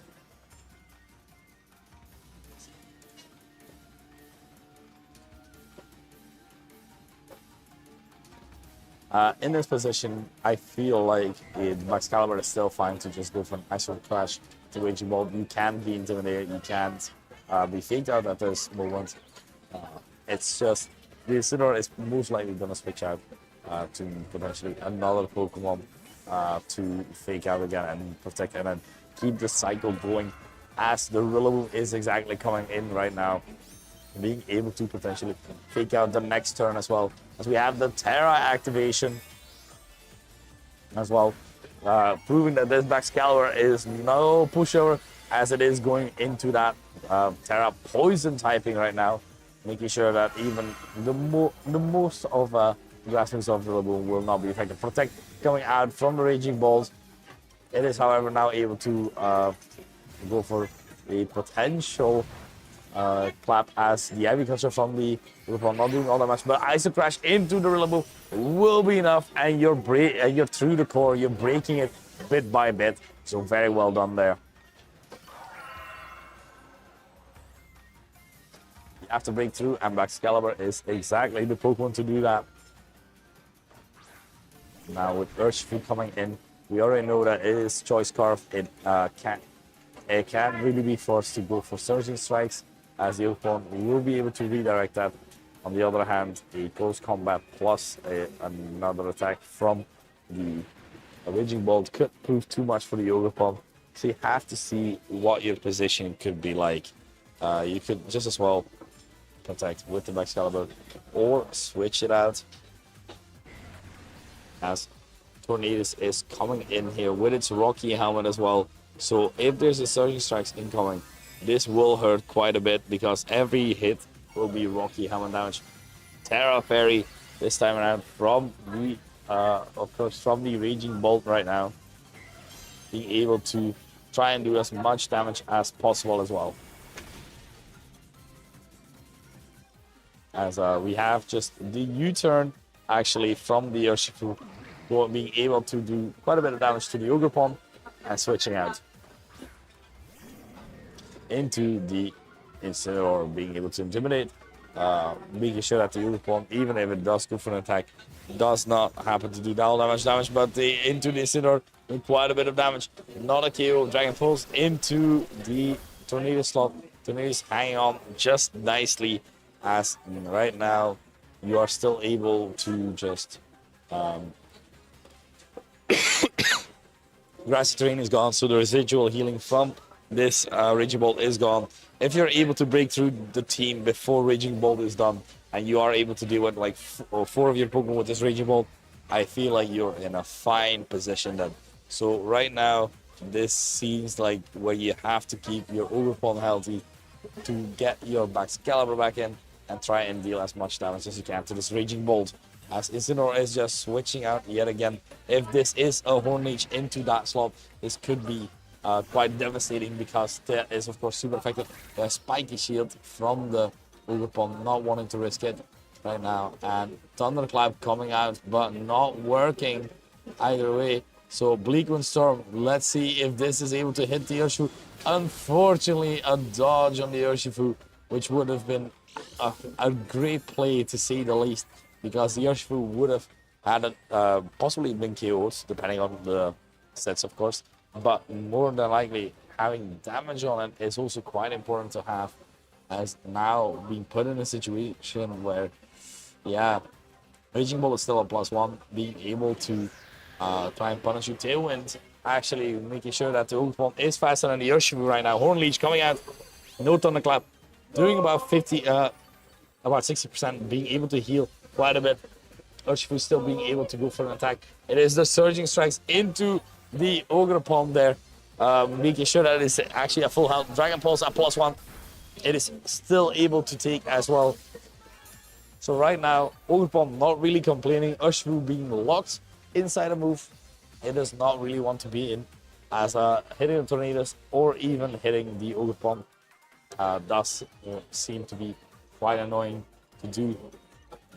On the other hand, you still have the option of just switching out. That is always the option here, of course, as you want to try and keep all these Pokemon healthy as possible. We have the Follow Me just coming in yet again. There's Bleak Wind Storm time. Urshifu will go down. Raging Ball did not go for Thunderclap, meaning this is more than likely a Dragon Pulse instead of, or a Calm Mind, depending on how you look at it. Let's take a look at what Mark went for. It is a Dragon Pulse, and that will be enough to kill the Ogre Palm.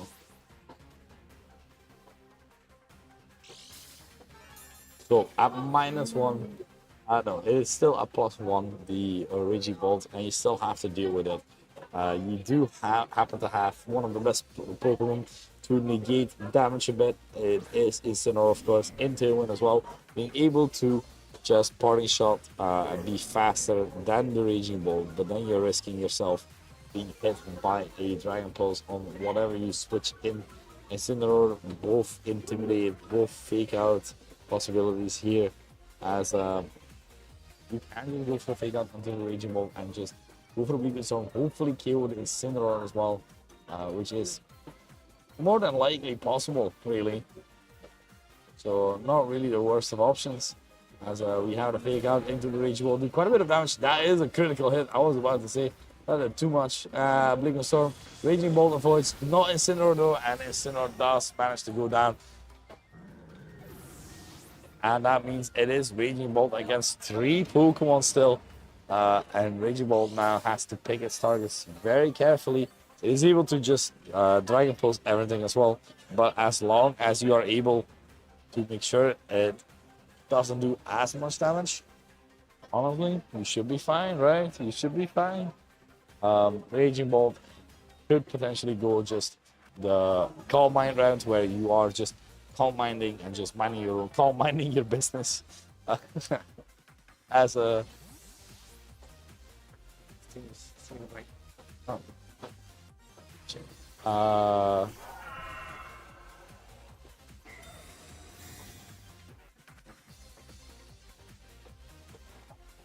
this is delayed.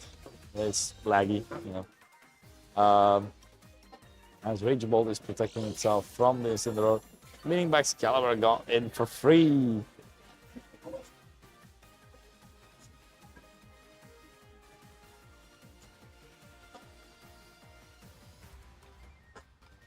In this position, you're still able to hit quite hard. You can even Parting Shot at the Pokemon. You can even Ice Shard if you're really feeling frisky, if you're trying to avoid Thunderclaps here. But I don't feel like you are. You can just protect Parting Shots, go back again, relive the moment. So you have to knock off from this Incineroar onto the Raging Bolt. Make sure that it is no longer healing all that damage, as the Calm Mind is actually incoming. Trying to make sure that it is able to heal just as much damage as, do just as much damage even after you Parting Shot.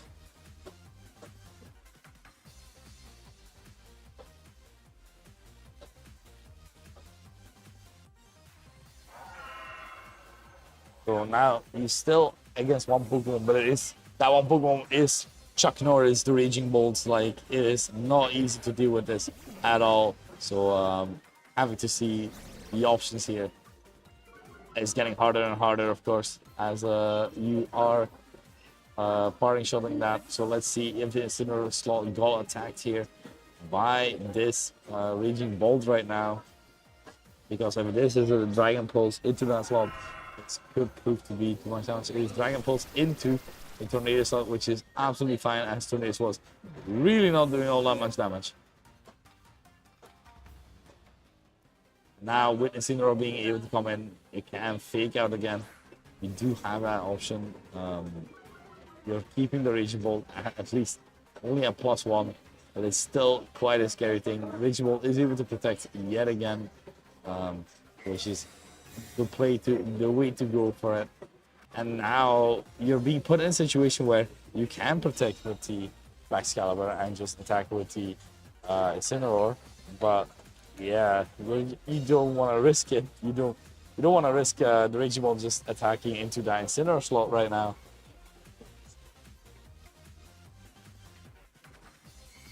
It's just the Ice Crash into the Raging Ball, doing quite a bit of damage, not enough. Flare Blitz as well, coming in.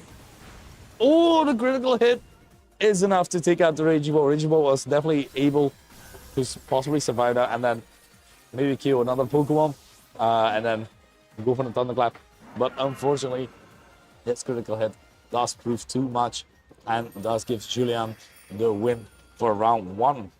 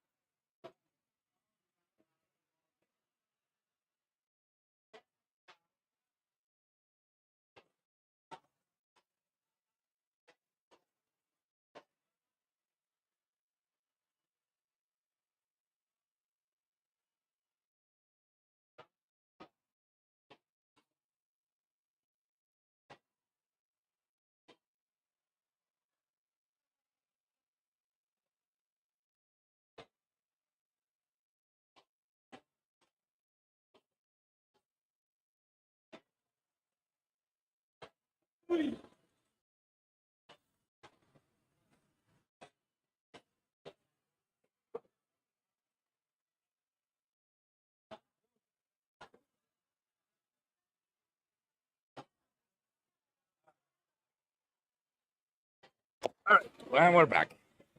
So, I had to take a little walk. Okay, let's take a look at what these players will do here, what the adaptation will be. Of course, the Raging Bolt definitely proved that it was a scary Pokemon to deal with.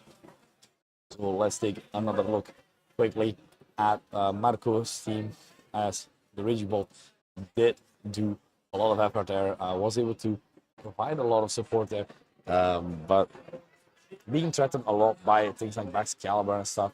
Excalibur not really fearing Intimidate. So Landorus Incarnate could potentially threaten that at least, as on the other hand, we still have Go being able to potentially go for Make It Rain if the Excalibur is being threatened into that, of course. Terra Fairy as well. So let's take a look at what this battle will be like. It is the Urshifu and the Rillaboom on Marco's side, while on the Julian's side, it is the Landorus and the Incineroar.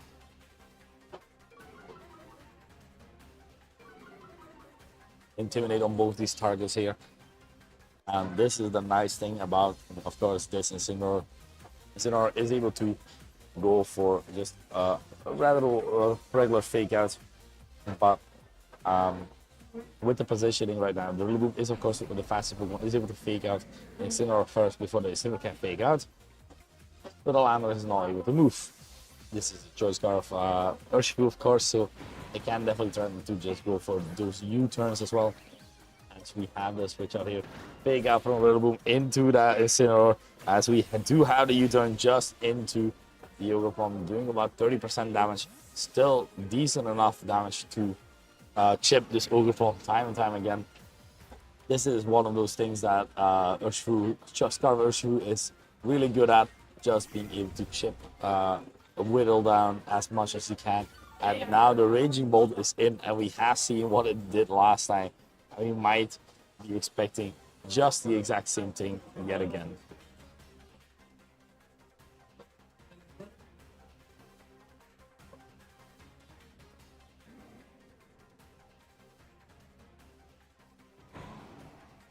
We do have the Ogerpon just switching out here, not opting to go for any attacks here on both these Pokemon, being able to resist it.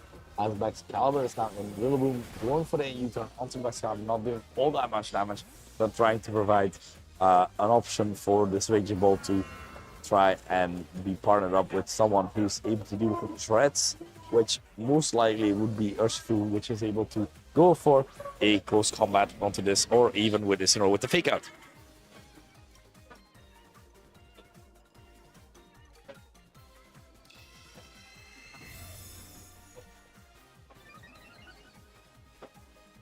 Shouldn't be.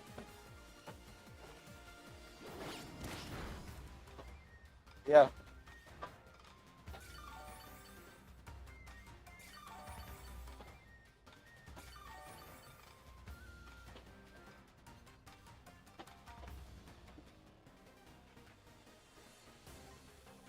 Yeah, the internet has not been providing really great stuff. As now, Incineroar is able to fake out and being able to provide any potential calm mines for this Raging Bolt, which this Raging Bolt would love to see right now as well. So really not complaining in that regard. Honestly, is Terra Fairy Excalibur maybe the call as for EUIC? I'm honestly thinking about it, as we do have Terra Poison Excalibur activating its Terra, going for that poison type and being able to resist. Well, not resist. Ice Crash just into the Raging Bolt, not enough, doing a lot of damage, and the flinch as well onto this Raging Bolt, which can definitely prove too much, as this Raging Bolt has been crit, flinched, unfortunately. So hopefully it is able to come back from this, as Leftovers and Grassy Terrain are still on the field. Overball on the field as the partner shot into that Overball will lower its attack and special attack, giving Incineroar ample opportunity to switch out and go to another Pokemon. We haven't seen the last Pokemon, I believe. If I recall, we have Urshifu. Oh no, we have all three Pokemon. We have the balance score of Urshifu, Rillaboom, and Incineroar. And on the other hand, we have, of course, the Raging Bolt being able to provide some support there. But now Raging Bolt being this low is not a good sign at all. Raging Bolt, you want to keep as healthy as possible, and because of that flinch, because of the Raging Bolt just being hit like that, it might be too much really.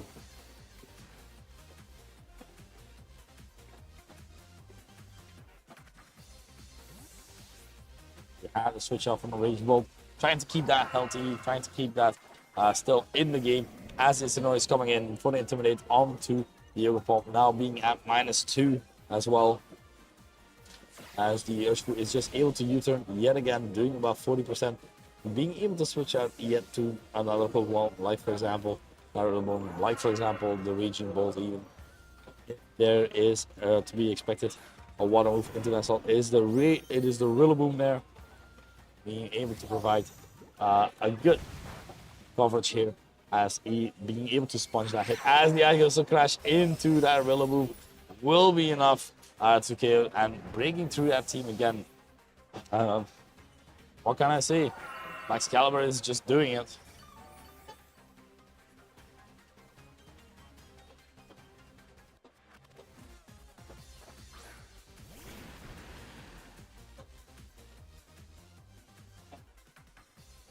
Now with the Urshifu, and it is able to at least go for a Surgery Strikes on either of these Pokemon. The most scary thing is the Yoga on the field, which is able to redirect here. So you have to play quite carefully, because your Raging Ball is slow. You can't just U-turn / party shot into your Raging Ball to try and tank the hit, while it would most definitely not tank the hit as of that moment.